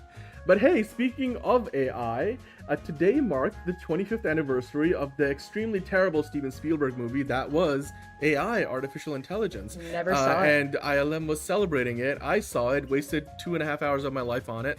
It also has Jude Law in it, a very handsome looking younger Jude Law. But I genuinely, it's just one of those things where you're like, clearly the ideas were not timeless. If anything, they're just very, very of the time. Good night, Broku. We hope you have a good night's rest. Yeah, Liz, I definitely do not recommend you watch this movie, like, ever. Yeah, no. Terrible movie. Even Steven Spielberg can have a bad day at the office. Snap. Let's reload that page.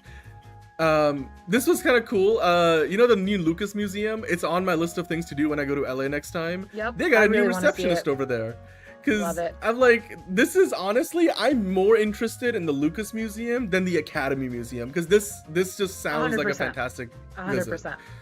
Because like as a movie fan, it is everything that you would want to see, because it's all about like the kind of movies like all the people that go to the movie theaters love, like Star Wars, not just Star Wars, but like Indiana Jones and even beyond that. They're like full-size vehicles from the movies and other set pieces that they've got there. So I know the Academy has a lot of stuff, but this is like, you want to see R2-D2, you go to the Lucas Museum. So anyway, on that note, I think we are at the end of the quick hits. So thank you for watching the news part of the show. We are going to get into DCU Daily next. We'll talk about some Supergirl. We have a few quick hits, Man of Tomorrow, Superman, and some updates on Batman and Wonder Woman. So without further ado, let's dive into that. And as always, we will be blessed from the... It's another project that's been blessed from the beginning. There's the shot right there. That. Okay, we don't need to see right there. Hey, buddy. Eyes up here. Now you want to get nuts? Let's get nuts. Here we go. Victory mine.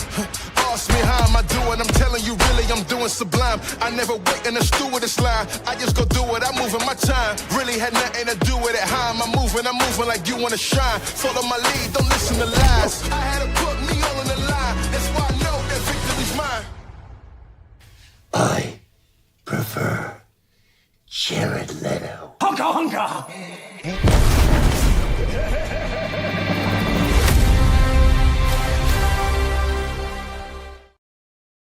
All right. Oh, gotta change the graphic. Welcome on in to another episode of DCU Daily. Of course, we have some DC news. We got some more Supergirl fallout to get into.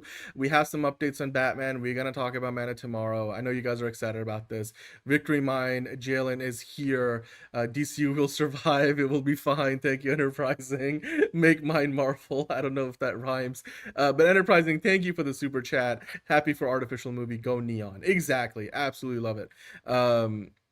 Was it the movie that Stanley Kubrick wanted to make in the Steven Spielberg? I don't remember. I think we talked about it when we did like a tier list Tuesday on Steven Spielberg movies. But today we're talking about, as of right now, some DC stuff. So Liz, which of the different DC topics piqued your interest, if any? None of them. Well, no, that's not true. I liked Jennifer Holland talking about Man of Tomorrow. That's really cool. It makes me very hopeful, especially after Supergirl. So, yeah, so that's exciting. That will be exciting. You know what? Let's dive right into that, shall we? Because also that same Man of Tomorrow movie will feature Adria Arjona, which officially James Gunn has denied whether she's playing Maxima or Wonder Woman. The speculation is that she is playing potentially Maxima, but also that might be secret code for Wonder Woman. But regardless of who you believe or don't believe, the rumor just doesn't seem to want to go away, because now another source is hinting at the idea that she might be playing Wonder Woman. Her trainer clearly doing a great job of keeping her in absolute superhero shape. She was on the red carpet for Supergirl in London, and now We have, yet another YouTuber talking about this, who Yara Wayne was claiming that while usually she's not a scooper, she doesn't consider herself a scooper. She was saying that, the Audria thing she figured out because of a friend who, luckily for her, was somebody who was near the process, and therefore this friend of hers told her that Audria Arjona is indeed playing Diana Prince / Wonder Woman. I honestly think this is even less reliable than any of the other things we have heard before. Like, do you think like she's playing Wonder Woman? Because I don't know. Like, I don't understand. Dude, I don't know, and I feel like why do we keep we're just gonna have to find out when we see the film. Clearly, they don't want us to know. They don't want us to figure it out. Why are we still talking about this? I feel like we talk about this every week. I don't care. I don't care. I'll watch the movie, and if she shows up, great. If she's a character I recognize, awesome. If she's a character I've never seen before and I get to learn about, even better. I don't give a shit. She's gonna be in it. That's all we need to know. Let's get a life, gang. Yeah. Get a life. And you know what, on that note, before we move on to talking about the DCU Batman stuff, because I want to get into that a little bit of detail. Liz, I know you have to run for the night, but thank you for joining us for the show. And we will see you next time on DCU Daily. All right. Love y'all. Bye. Okay. Thank you, Liz. All right. So the Audrey Arjona thing, if I didn't believe like somebody who was, working in the journalism side of the business, I don't believe a YouTuber who's saying, oh, I just got lucky that somebody happened to know this. And for all we know, it could be true. Like, and that will be what happens. But I just, I need something better than that. And everybody in the chat saying goodbye to Liz. Of course, Liz will be back next week, hopefully. So thank you for taking part in the show today, Liz. But getting back into that same article for a moment. Remember yesterday, the reports were going around. John Campea on his YouTube channel had talked about how, according to some of his very reliable sources, he was gonna be playing. Not him, but he was gonna talk about who was gonna be playing Batman. He didn't give away a name, but he was saying that multiple reliable people that he knows who work in the business who would know this already know who the new DC Batman is going to be. And then he kind of went back and said like, no, this is not 100% confirmed. And while the internet was speculating as Tom Brittney, it does look like he sort of walked that claim back. So like I said yesterday, take it with a grain of salt. Like, this Tom Brittney as DCU Batman, some of the pieces line up because he did audition for Superman. So he was one of the last three. So you would imagine that he, it would make sense that James Gunn would go back to the well, and he has screen tested him for another character. Nicholas Hoult ended up becoming Lex Luthor instead of Superman. We have seen this before, even on the Marvel side. I mentioned Tom Hiddleston, was going to be Loki, or he auditioned for Loki. Not Loki, he auditioned for Thor, got Loki. But in this instance, look, you say something and then you kind of backtrack, or you say, I never said it was going to be this guy. And I know that's true, you didn't say it, but once you start a snowball rolling down the hill, I'm like, if you don't have the full information, then don't put it out there. And while we know Audrey Arjona is in the movie, we don't know who she's going to be playing for Man of Tomorrow. It's fine. We'll figure out whoever she's playing when she shows up in the film, when the trailer comes out. This stuff here, like, the scoop game really bothers me because it's like people are giving like these incomplete things because it makes them feel like, oh yeah, look, like I have this information. And I know John Campea is like usually very on the money, like, and he does not do the kind of things where he's going to give out information that's not reliable, and he will give really good context to it, and he will say, look, I'm telling you, this is taken with a grain of salt, and this may or may not be true, so just be very careful about this. But John Campea is, is somebody who I genuinely, like, when he says something, I'm like, okay, it's more likely true than not. Like, even, and he tells you. So usually I believe him, but in this case, he was saying that they already cast the DCU Batman. And then John's favorite, Hollywood insider, Jeff Snyder, went on to pretty much contradict him in one of his newer, newsletters and video reports that he did. And he said that, look, nothing against John Campea, and they know each other. They've worked together before. But according to Jeff Snyder, he has not heard that the DCU has its own Batman yet. Meaning, according to Jeff Snyder, who does this scooping thing for a living, no, Batman has not been cast yet. So who do you believe? Do you believe John Campea and his well-placed sources? Do you believe Jeff Snyder? Do you believe the 5 other scoopers that went and said, oh, it's not only that they cast him, it's Tom Brittney? I just am like, look, I mentioned this yesterday. Let's take a step back and let's just reevaluate for a moment. We don't know if the script is done yet. And we don't know if they've gone through the process of, even starting the casting of this character, because Andy Muschietti is busy doing other things right now. I don't know if because he would be involved in the casting process. And the only reason why James Gunn would be casting the character is if he was going to show up in a James Gunn directed project. And from everything James Gunn has said out loud, he's like mentioned it several times when the fans have asked him, are you going to give us Batman before his own movie? Is he going to make a cameo in Clayface? Is he going to show up in the Man of Tomorrow movie kind of thing? And he was like, nope, the first time you're going to see him is in his own movie. And so if he changes his mind, he would be going back on his word, which again, he has every right to. He runs the studio, whatever. But I just think it's highly unlikely that would happen. Yeah, I just don't think this has been true. Like, as much as we want Tom Brittney to be Batman, and he may yet still be Batman, I just don't think they have started the casting process for the DCU Batman yet. Like, James Gunn is busy on other projects. He's got like a movie going on right now. He's probably gonna walk right into the Jimmy Olsen show right after that, because that's another one that's gonna start filming in Atlanta, where he has just been filming Man of Tomorrow. When he's done with Man of Tomorrow, that's around when the Jimmy Olsen Gorilla Grodd show starts to film. So between that and the fact that, I bet you he's not looking at a ton of drafts of the Batman script right now with Christina Hodson. I feel like anything with Batman casting probably will take a few months to sort itself out, even for the process to start. So as much as we want our Batman, as much as we want him to be the reason why they're doing those pickup shots for Clayface today and tomorrow, I just don't think those pickup shots have anything to do with Batman, and I just don't think they've cast a Batman yet.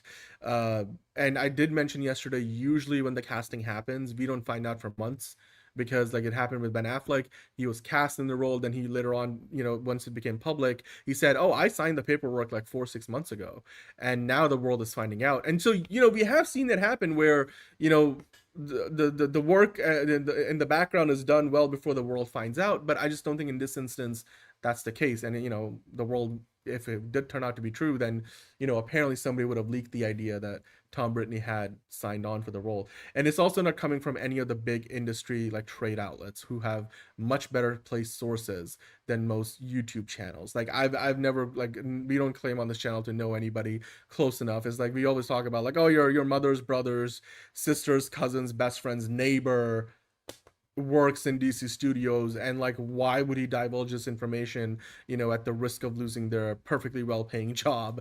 Like, it's just doesn't make any sense. So and until we hear like one of the big outlets like Deadline, Hollywood Reporter, Variety talk about this and say, oh, they're considering these people, like we haven't even heard of a short list. Like, I feel like that information should leak out at least for every other big role. That's what we have seen before we get to the point where somebody's, the finalist in the role, like for the Lanterns role, which Jeff Snyder got wrong as well. He thought Damson Idris had won. The next day, Aaron Pierre turned out to be the one who got the role. So like, he literally got the opposite of what it turned out to be true. So we've seen this happen before. So I just want to like, put it out there that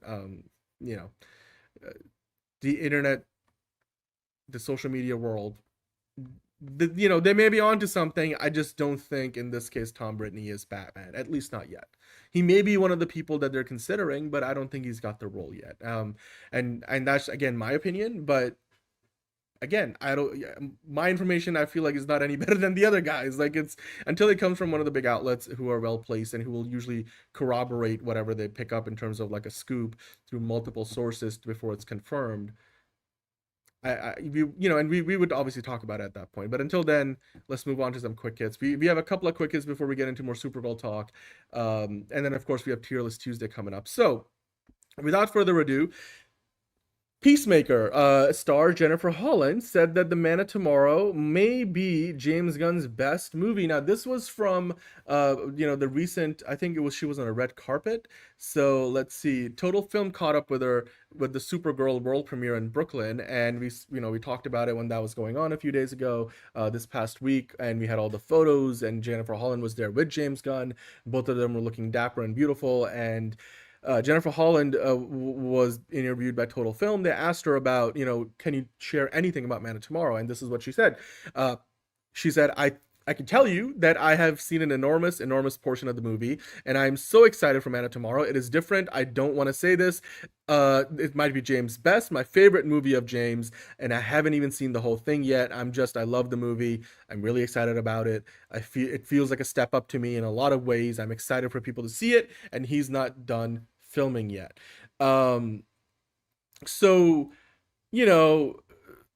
Actress talks about a movie that her husband is directing that's good. I'm like, there's obviously, like, what else is she gonna say? Like, I don't know, it's kind of weird. I'm not part of the movie. Like, is it actually true? Like, I don't know, like, Man of Tomorrow doesn't feel like a great film. Like, it's like, obviously she's gonna talk up the movie that her husband is directing. But that aside, I do believe that this movie is, in terms of scale, gonna probably feel bigger than even Superman, because you have Brainiac, a cosmic level threat in the film. So James Gunn, I remember he talked a lot about how the Suicide Squad movie that he directed was, for him, his biggest movie that he had ever done in his career, because they did so many big action set pieces practically and everything. So it's very interesting that, Man of Tomorrow could be that next step up. And, they're still set to go film in Ohio again.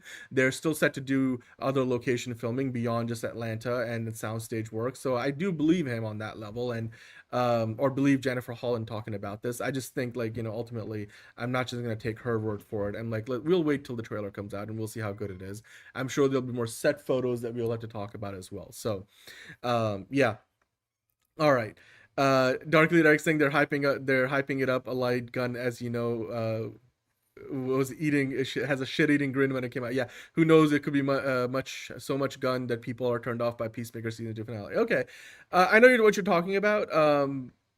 We'll see if people get tired of the Gunn effect and the Gunn, way of doing things by the time Man of Tomorrow comes out. But I certainly believe that James Gunn is a movie in James Gunn's hands is in safer hands than what we just got with Supergirl. I think the record is almost spotless. When we did the James Gunn tier list Tuesday, his filmography is amazing. Like, he does not miss, like, pretty much everything he touches seemingly in the superhero genre turns to gold. So on that level, I trust him. Now, the other thing that, Jennifer Holland was asked about is, like, do you think Emilia Harcourt could feature in an upcoming movie like A Man of Tomorrow? And she was saying, I could definitely see that happening. Obviously, I don't know. I know as much as everyone else knows about where we're going to see Harcourt again, but I'm keeping my arms as toned as possible in the off time, just in case, so that they're ready for me. So yeah, I mean, of course, she probably knows more than she's letting on, given that, James Gunn runs the studio and they're married. But I wouldn't be surprised to see Emilia Harcourt in Man of Tomorrow, but I also don't know the logic behind it, because she's involved with Checkmate. Chris is on a different planet. I feel like James Gunn probably has a plan for, like, a Checkmate-based show or something else, maybe some kind of movie, but I just don't know if there's room for her character to show up in Man of Tomorrow. But I wouldn't be surprised. I feel like we're definitely going to see her in something down the road. I just don't think it's going to be Man of Tomorrow. But you know what? It's good that she's keeping her in shape, so that whenever they do ask her to come back for something, I mean, she's probably going to do multiple podcasts. Like, when the Man of Tomorrow is about to come out, they're going to do another DC Studio Showcase podcast where James Gunn and Jennifer Holland and maybe some of the other actors that James Gunn likes to bring on, they'll probably do a bunch of pre-taped podcast episodes to talk about the movie. And I mean, Jennifer Holland obviously has a very, very good insight into anything DC Studios related, because she's got firsthand information, unlike most of us, on what's going on at the studio. So yeah, anyway. They are bringing back the DC Studios Showcase podcast. I believe that's been around now for a few weeks, because they seem to focus on that podcast being around when other DC projects are running. So, and I'm pretty sure when the Lantern show starts running, that the podcast will be ongoing. So Jalen, definitely keep an eye out for that. Enterprising saying I can see Checkmate appearing in Waller. Yeah, I can also see Checkmate appearing in Waller if Waller ever appears as a TV show, you know? So yeah, for one to exist, the other would have to exist too. And I don't know where Waller is or if that's ever going to happen at this point. But you know what didn't happen? I didn't realize this was a thing. I'm sure, you know, some of you guys might know about this, and I'm sure John probably knew about this. I had no clue this was a thing. But apparently James Gunn had pitched a solo Hulk movie back in 2017. I believe this is around the time he had been working on the third Guardians movie, and then this was before he got fired by Marvel. Of course, one of the reasons why this never ended up happening is because Universal owns the distribution rights to the Hulk character, and therefore Disney just doesn't want to give him any more money. Like, they made the one Incredible Hulk movie before Disney owned Marvel, and Disney doesn't want any, you know, another big studio releasing their movie when they make it. So even though they have a deal with Sony, but they do profit share on that. So I don't think this is the same situation. So then, of course, you know, other things happened. James Gunn got fired by Marvel. He went over to DC, did the Suicide Squad. And then after that, you know, even though he came back and did the third Guardians of the Galaxy movie, obviously at that point James Gunn had been courted, and you know, he pitched the Superman movie that he'd been writing, and David Zaslav gave him the job of CEO of DC Studios. So that Hulk movie ultimately never ended up happening, and I'm pretty sure if he did do it, I bet you it wouldn't have been something that was outside of the MCU continuity. So no, it would not have Edward Norton. I'm pretty sure it would be Mark Ruffalo in the role. But I mean, I would have liked to see the James Gunn Hulk movie. I'm sure he would have done a fantastic job with it. But I just, you know, like, it's just some things just don't work out. And of course, James Gunn ended up at DC, and I feel like for the better. Like, now we have a whole DCU. We got a Superman, we got a Supergirl, we got Man of Tomorrow coming up, we got Clayface, Lanterns. You know, in a different timeline, he would have been making a Hulk movie, but like, I don't know. But would that have been the better, you know, timeline? I don't know. It's an interesting, you know, alternate reality sort of a situation. So I personally prefer the reality we are in, even though, like, you know, DC's kind of up and down right now, but I feel like DC probably has better prospects at this point moving forward. It's just, you know, I feel like Supergirl is going to end up being the exception to the rule, which so far DC has hit on all marks. But speaking of Supergirl, that's where we will wrap up today's show, much like yesterday, where we spent like hours talking about it. So I'm not going to talk about it for like 90 minutes, but let's talk about this specifically. There's an article in Variety today that was mentioning how, look, Supergirl stinks. You know, as in Supergirl did not make a ton of money at the box office. It's got middling reviews. I feel like the Rotten Tomatoes score still keeps dropping. It's now down to 54% for the critics with over 300 reviews, and audiences have also not loved it overwhelmingly. We are giving it, most people I've heard, like you guys in the chat, myself, Liz, John, we were talking about scores that were 7.5 out of 10. Well, the Rotten Tomatoes score reflects that, because 76% is a popcorn meter still, and the B- cinema score also pretty much is the equivalent of that. So it just feels like, you know, the movie didn't connect with audiences, at least not on the level that we would have wanted it to. Like, a lot of people liked it, but they didn't love it. It was good, but it could have been better. You know, life is good, but it could be better. It just wasn't great, you know, like, so that being said, like, does this mean, and I want you guys to answer this question. The article asked the question, why does Hollywood keep failing female superheroes? And they mentioned a ton of examples. You know, obviously we have had, you know, 2 Wonder Woman movies. The first one was fantastic. I think to this day, I still think the 2017 Wonder Woman movie is the best female-led superhero movie ever made. And then, of course, we had the sequel, which was a big letdown, and it came out in the pandemic. Therefore, it didn't do anything at the box office either. So, you know, between all of these different iterations from them, then on, we got a bunch of Marvel ones. You got Black Widow, which came out during the pandemic, and that didn't do all that well. You know, and it wasn't the most well-produced movie. The Marvels, I feel like, was a really good earnest effort, but I think they just positioned some of the key characters and you know, just completely wrong, because you have a small character, Miss Marvel, who wasn't even seen by very many people on Disney Plus, despite the fact it was a fantastic show. and Brie Larson's, Captain Marvel, who made $1 billion, but arguably a lot of that money was because the hype around the Avengers movies that it came out in between, even though, her portrayal was still pretty good.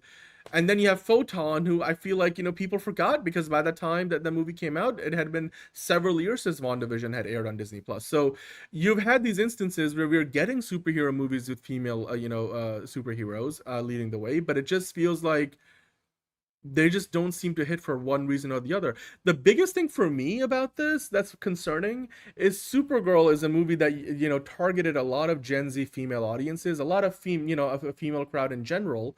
And you look at the demographics of who showed up to watch the movie over the weekend, in its opening weekend, and the majority of the people that came to watch the movie demographically were men over 25. It wasn't the female audience that movies like The Devil Wears Prada 2 had, that even Michael, Project Hail Mary had. And you wonder, like, why? Like, did they not target this movie to a female audience enough? Like, was the story just not something that connected with them? What was the reason? Because we have seen similar, results with previous Marvel and DC movies, and it's just unfortunate because I don't think there's a singular answer to this. I do think marketing to the right demographics is a problem, and that's one of those things where, the studio has to do a better job. The marketing department has to do a better job. Also, the content of the movie is potentially part of it too, because Supergirl, it has a lot of action. It's a very dystopian kind of looking thing. I think if Supergirl looked more like the comic that it's based on, Woman of Tomorrow, I feel like that would have drawn more of a female audience than this did. And I also wonder if them trying to sell the movie by showcasing a lot of Superman, a lot of Lobo towards the back half of the marketing campaign, if that put off a lot of the women, because it did feel like at times like they're marketing the Supergirl movie, but they're using every other character in the movie other than Supergirl to market the film. Like, go see it for Krypto, go see it for Superman, go see it for Lobo, and go see it for Supergirl too, the titular character. I remember there was a reel which like did this like collage graphic, and you had Supergirl in it, you had Superman in it, you had Lobo in it, you had Krypto in it. And I'm like, it's Supergirl's movie though. And you're making it seem like it's an ensemble. So I feel like the marketing, like we talked about it at the time, like them doing it, they knew that the awareness numbers were not looking good with female audiences, and in general, just the awareness was not good. So they were trying to just broaden the audience and bring in as many people as they could, because they knew the movie would struggle at the box office. But I think in doing so, they kind of abandoned directly marketing to the female audiences. They did this Ulta Beauty collab. They did a lot of other, jewelry collabs. So there, you would imagine that a lot of, women would know and would be targeted through the marketing. But I feel like ultimately the marketing also had like a mixed message. And I don't know. I don't feel like the movie being a middling movie helped either. But at least for Supergirl, I feel like that's part of the problem. I feel like for the other movies, they had their own reasons. But yeah, it's just unfortunate that Hollywood just can't seem to get this right, outside of the first Wonder Woman movie, which feels like like the exception to the rule, even though it shouldn't be. And I don't know, did they get that right by accident? I mean, that movie still has problems. The third act is showcases a very generic villain fight. The villains aren't the strongest in general, even though you have some great actors in those roles. But the character work for Wonder Woman herself, Diana Prince, and Steve Trevor, the storytelling, the first two acts are just fantastic, and it's shot really well, and Patty Jenkins did a great job directing it. I just wish we got more of that. Like, this is why I'm like, why shouldn't the Warner Brothers get Greta Gerwig to do a superhero movie? Like, they should. Like, she's the it director in terms of like female directors right now. Get Nia DaCosta to do another superhero movie where you don't have her working with two Disney Plus characters that you hope that a lot of the Marvel audience connect with, because they just didn't see the show, so why should they care about the characters? Like, I feel like the Marvels shouldn't be the only time Nia DaCosta gets to do a big superhero movie. So yeah, it's a little unfortunate. There is a culture wars aspect to this. This article talks about the culture war stuff, and I feel like that just becomes like such a toxic social media thing. It's just really unfortunate that plays a bigger role than it really should, because like people should just go enjoy the movie, and if you don't want to go see the movie, then just go see it. Like, but why are you out there like throwing vile insults at somebody who you have no, who you don't know personally, who you don't know who they are as an act? Like, and in this case, Mila Alcock isn't even somebody who's done a ton of other work. Like, this is like her first movie, her second or third project overall in her career. Like, I feel like a lot of the criticism was just completely unwarranted. Enterprising saying maybe they should have emphasized the Kara more and trusted that more. And visually, I don't think the movie appealed to women. I think that's exactly what I was trying to get at. The visuals in this movie just don't appeal to female audiences. I'm not putting everybody in the same bucket, but I definitely feel like this movie felt like while it was a Supergirl movie on the surface, it was advertised as such. If you swapped it out for like a male superhero, it would feel more at home there, I'm not saying you can't make a grimy, gritty superhero movie focused on a female superhero. It's just that this movie kind of didn't feel that. It also, the whole human trafficking angle on Krem of the Yellow Hill, they never went into it any more than surface level deep. And also, Krem never got like any more than a very surface level backstory. Like Nicholas Holt's Lex Luthor chews up the scenery in and Superman, and then Man of Tomorrow, I'm sure next year as well. We got these great villains in the past in other movies I've mentioned, like Davy Jones chews up the scenery in the second Pirates movie. Joker chews up the scenery in The Dark Knight. I just felt like Krem of the Yellow Hill, we never quite thought that Supergirl was actually in any real trouble against him, because she could just physically beat the shit out of those guys. And outside of the kryptonite poisoning, there just wasn't anything else that they had against her. And you put her on a planet where half the time the kryptonite sun is out and half the time the yellow sun is out. I'm like, eventually the yellow sun's gonna come out and Supergirl's just gonna kick their butt, and that's what ends up happening. It's like, it's not even a fair competition by the end, right? It feels so inevitable, it feels unfair. So I feel like they should have built up the villain a lot more, and it just became a situation where there's just a lot of things in this movie that didn't quite work the way they thought it would. And ultimately, I just wish they were doing a better job in these Hollywood studios of picking out the right opportunities, to give these female superheroes, female actors, female directors, female writers opportunities. Because now, for example, the internet's going after Ana Negreira, even though I don't think she probably turned in like the worst script of all time. I genuinely believe that Craig Gillespie's execution was, far more lacking than maybe the original script was. Because you could have taken the movie script and turn it into something far more visually interesting than what we ultimately got. Eric was saying, what was all the stuff about our looks? I didn't see anything, but yes, sadly, bad faith campaigns with loud minorities can help sink a project. I hope they keep it in theaters and eventually it does well on streaming. I really do hope so. There's just a lot of people out there for some reason think that Millie Alcock is not a good, beautiful, good looking woman. And I'm like, I don't get it at all. Like, I think Millie Alcock is a perfectly fine, like not just perfectly fine, I think she's a beautiful, gorgeous young actress who hopefully will have a very successful career.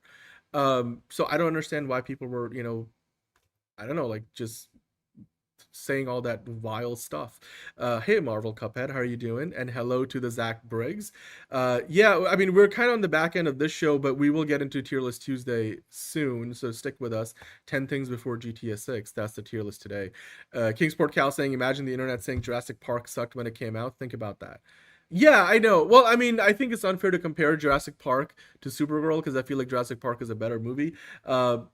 A much better movie, but I understand what you mean. Again, it's all relative. Like, if you think Supergirl is as good as Jurassic Park, then I'm not gonna try to change your mind on that. The Zach Briggs saying, who here thought Krem was kind of boring? I'll put my hand up. I thought Krem was very boring.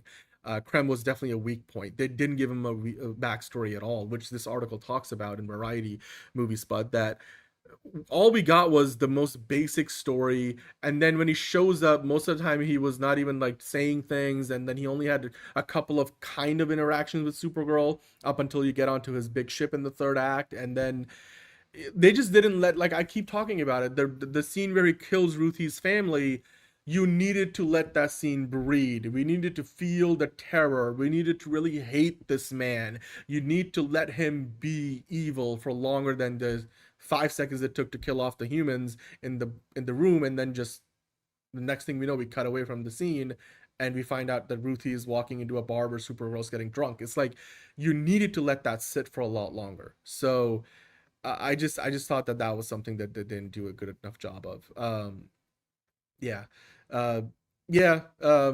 You know, you just can't get past some of the insults online. It's just, but that's what I hope. Again, they continue to be a very small minority of the overall audience. Zach Brick saying, "Do you think people should be giving up already on DCU after 2 movies?" No, hell no. It's too early.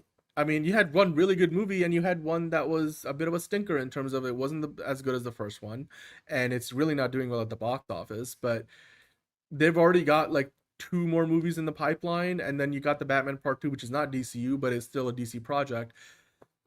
And I bet you by this time next year, we'll know of at least 1 or 2 more movies beyond that. So they're building a universe here. There's a lot more going on, and I think they're going to stay the course, and I think that's the right thing to do. And I don't think we should be just saying, this is it. 1 bad movie, you're done. Like, no, like, give them a chance. Like, Marvel had some, you know, less than stellar movies early on in the MCU. The DCEU wasn't perfect. I mean, and then what happened there was that the old Warner Brothers regime panicked. And then that completely, you know, destroyed the entire cinematic universe when it had a chance to recover. Like, I wonder what things could have looked like if, you know, Wonder Woman led to a better Wonder Woman 1984, and maybe we got the Ben Affleck Batman movie. They let Zack Snyder actually finish his Justice League. I don't know if that would have meant that all of a sudden his movie would have been received glowingly well and would have made $1 billion, but I don't know. Like, if they had stuck to their guns, maybe things would have been a little bit better, certainly more consistent. So I won't give up on the DC just yet. Yeah, I know, Eric. Like, in the era of the Epstein files, how the hell did Creme of the Yellow Hills not get a backstory? One of the biggest things that we learn about in screenwriting school or film school when you're learning about screenwriting is to tell you, make strong choices and don't do anything half-assed. And this movie does a lot of things half-assed. Creme of the Yellow Hill gets a very basic backstory, feels like a very boring, very generic villain who never feels truly threatening to Supergirl. And then this movie also seems to just want to rush from the beginning to end, and it has a pacing issue in there, and I feel like they keep saying they edited this movie within an inch of its life. Not only that, but like there's entire sections of the movie where you do feel like Supergirl kind of gets sidelined for some other characters. I feel like Evie should not have been the focus of the movie as often as she was. Despite the fact that she's a big part of the movie, it felt like, especially in the third act, that Supergirl was doing all the fighting, but it felt like she was the muscle to our main character Evie, rather than the main character and Evie was like the supporting role, you know? So there's a lot of things in this movie, not to mention the visuals. The comic is brilliantly illustrated. Bilky Evely did a fantastic job. The movie showcases almost none of it. Other than a few establishing shots in the planets, it just looks dark, grimy, brown, dirty. There's so many things that they missed on this, you know, and yeah, I feel like the movie could have been a lot better. Again, it's still a pretty good movie. It doesn't go deep enough on any of those topics where I think it could have really, you know, dug in and, you know, made us really hate Creme of the Yellow Hill. And they played it safe, and playing it safe is not going to do it today. Like, you can't just be good, you got to be great. Superman was great, you know, Supergirl was good, and that was the problem. Movie Spot saying, why would we give up on DC after 2 films? I know, exactly. I don't think we should. I know some people might have already jumped ship, but like those people, I feel like never really believed in it in the first place. And even if they did, and they did jump ship, winning cures everything. You just need one hit. You just need the next thing to hit, and then maybe the next thing after that to hit. And all of a sudden, everybody who was like, oh, I'm done with DC. Oh, that new Lantern show is fantastic. Oh, really? I'm going to go see it now. Okay. Oh, wow, this is great. Oh my God, did you hear about Clayface? It's so good. And I know you love horror movies. Oh yeah, I gave up on DC. No, but you got to check out Clayface.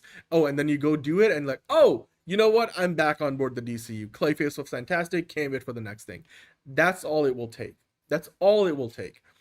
And yeah, I mean, I think a lot of insiders in the industry also have a lot of faith in Clayface. I think the general consensus seems to be that Clayface will do really well. It's not going to be a gangbusters box office hit, but given that it's only a $40 million movie, people are expecting it to do a lot better relative to its budget than Supergirl just did. So yeah, I think a lot of people overreacted. Mexico just advanced. So they might be playing England if they beat Ecuador in the World Cup. PG-13, Dan, it wasn't safe for the culture war stuff.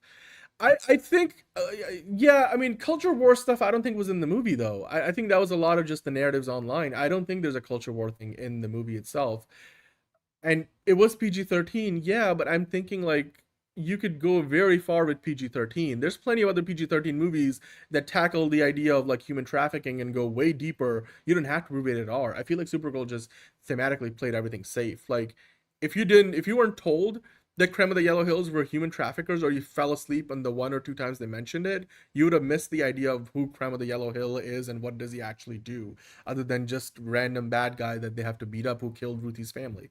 Anthony's saying, I like the movie, but I definitely thought it would have been better, but I'm still looking forward to Lanterns, Clayface, and Man of Tomorrow. Well, thank you, Anthony. I agree with you. I like the movie. It's just good. It's not great, but I agree with what you're saying here, and thank you for joining the show. Hit the like button while you're here.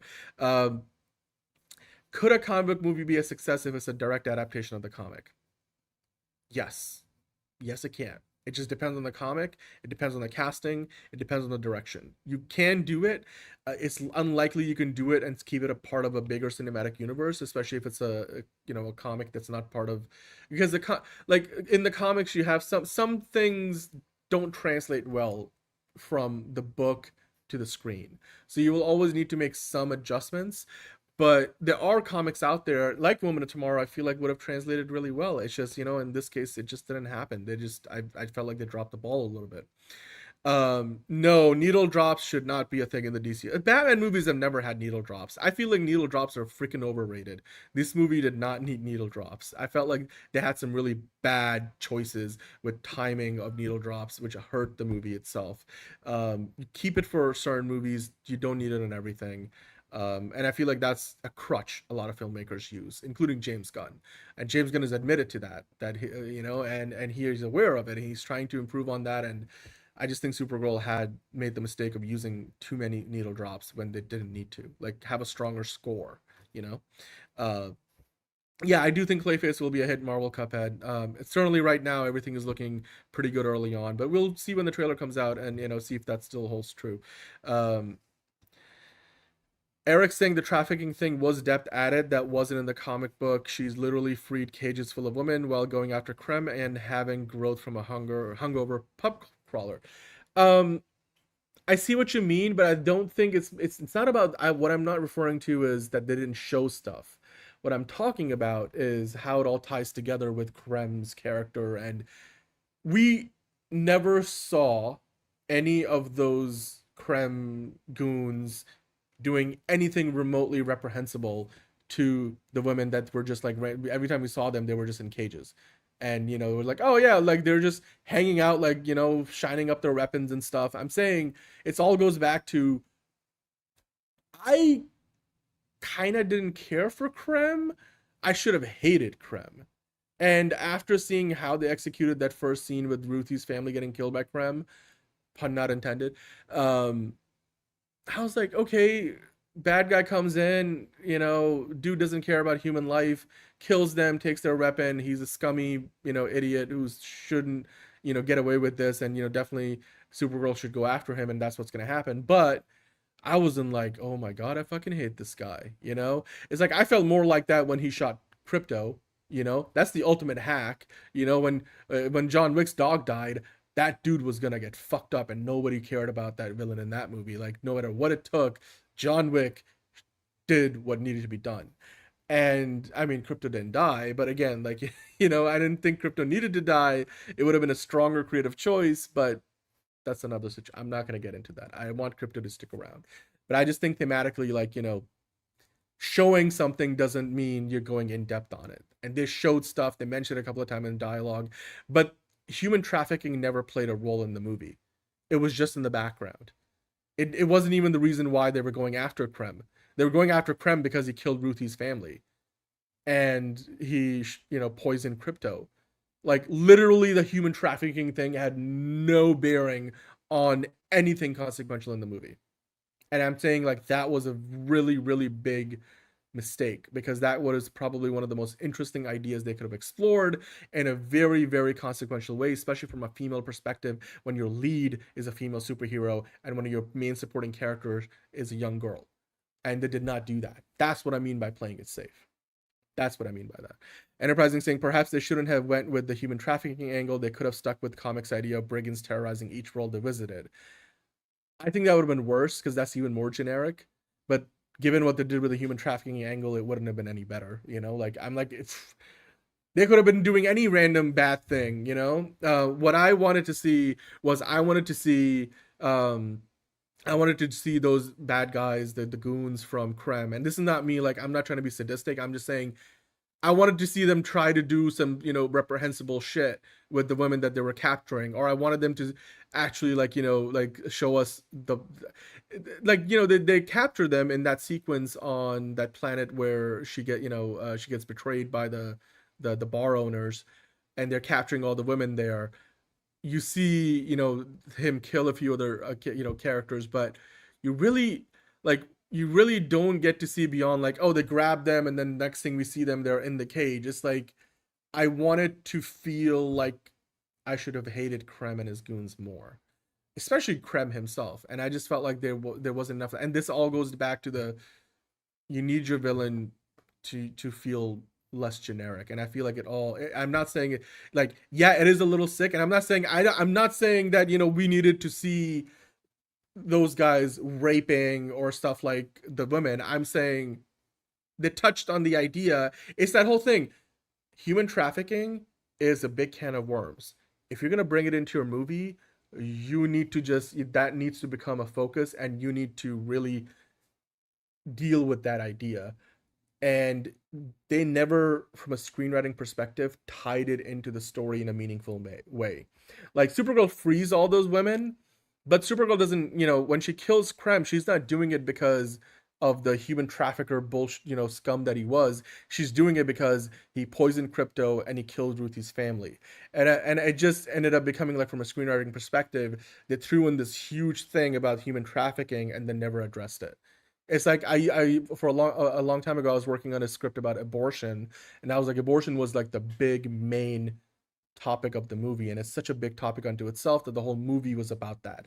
Everything in the story revolved around that idea, and about, you know, the abortion, the politics around it, and, you know, the ideas and policies around it. But at one point I was considering, like, adding in a set of characters and stuff that was gonna connect things to, you know, human traffic or like gun violence being like another theme.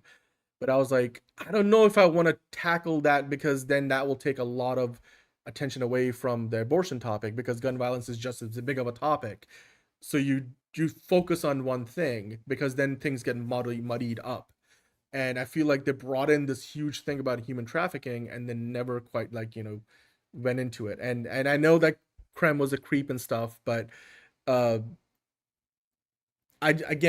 feel like they played it really safe. And I'm not asking, like, for them to get very graphic with the movie, but I think that's only part of the problem. Like, you know, like, that's just one part of many things that this movie, I think, was a bit of a shortcoming.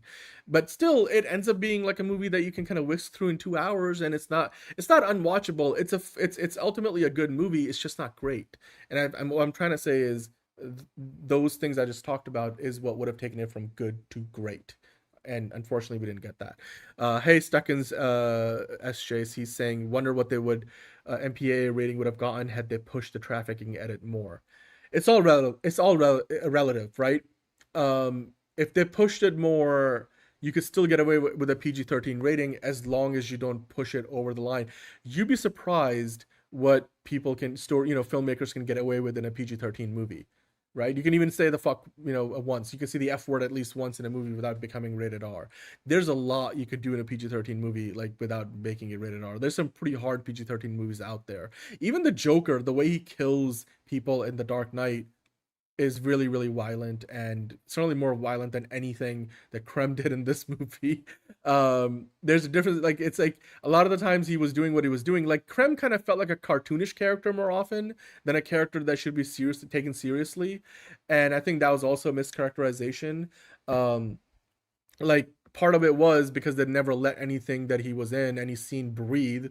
Like, you know, it's like, there's this thing about editing, because, you know, I've done, again, a lot of editing professionally, and I can tell you, like, when you do narrative editing work, you edit quick for comic relief, and you edit really slow in terms of the pace of your editing for drama, because you got to let the drama build. But for comic relief, you got to, like, the timing has to be there. It's got to be crisp.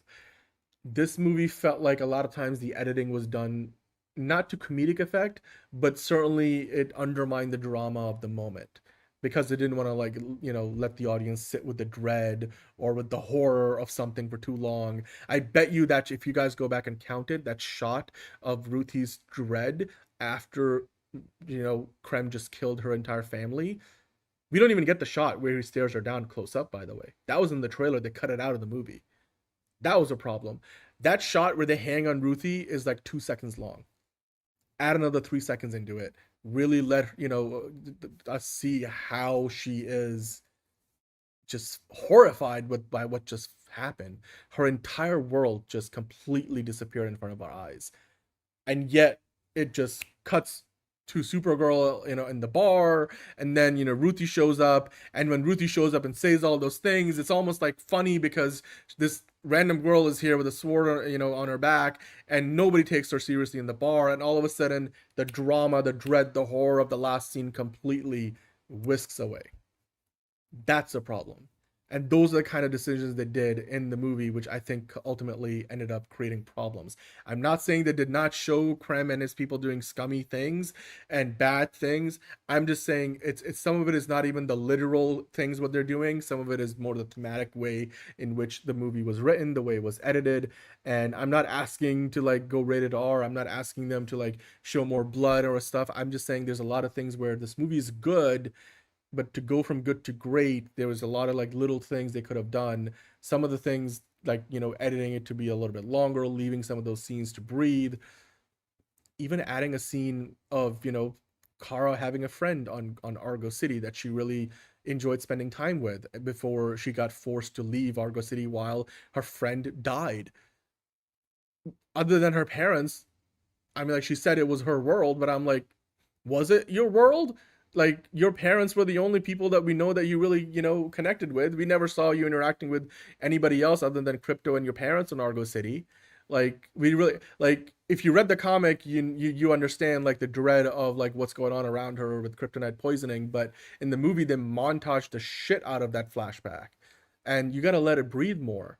They just wanted to fit it into, like, one set of flashbacks in one scene. I'm like, you could have stretched it out and gone back and forth between her past. That's what I thought they would do, like, go between her past and her present day story. So yeah, Harold saying that's one of the things that the movie did, is scratch the surface on a lot of good things but didn't expand on them. Exactly, Harold. I think you just summarized everything I've just been saying. That's exactly, I think, what the problem was here, which is the difference between a good and a great movie. That's what I keep saying. It's not a bad movie, it's a good movie, but it could have been great. Like, it could have been great. I'm not asking for cussing. I'm not asking for, like, a lot of extreme violence or blood. There's just a lot of things where they went, like, most of the way there, but then didn't, go far enough. And it wouldn't have changed the rating of the movie. It just would have made it a much more much more consequential film, if not anything else. So yeah. But anyway, I think I've been kind of, ranting for a bit here. Marvel Cuphead saying, do you think Supergirl needs a 3-hour cut fixing up the movie? No, I don't think you need 3 hours. I kept saying, like, 15-20 minutes. There was a version of the movie that I think John mentioned during test screenings that we heard about that was like 2 hours 10 minutes. I feel like 2 hours 10 minutes would have been enough time. Maybe not even that much. I don't think there's not a lot that needed to be changed in this movie for it to feel like much better. Some of the things they probably never shot that we were talking about. I don't think they shot, if they did shoot a ton more scenes on Argo City, why not include them in the movie? I mean, why did they cut them out? Did they cut them out for time? Did they cut them out because it just destroyed the pacing of the movie? It just, some things they probably could do if they did a director's cut because they have the footage. Some things they probably can't because they never shot it and it would cost too much money to go back and do it. And I don't think anybody's really asking for it. So yeah, she didn't know anybody else that slowly died around her of cancer, but that's the point. If she did, if they showcased that, like, I would feel a lot, because you experience the movie oftentimes when it's a movie that's focused on one particular character, especially that flashback is being told from her perspective.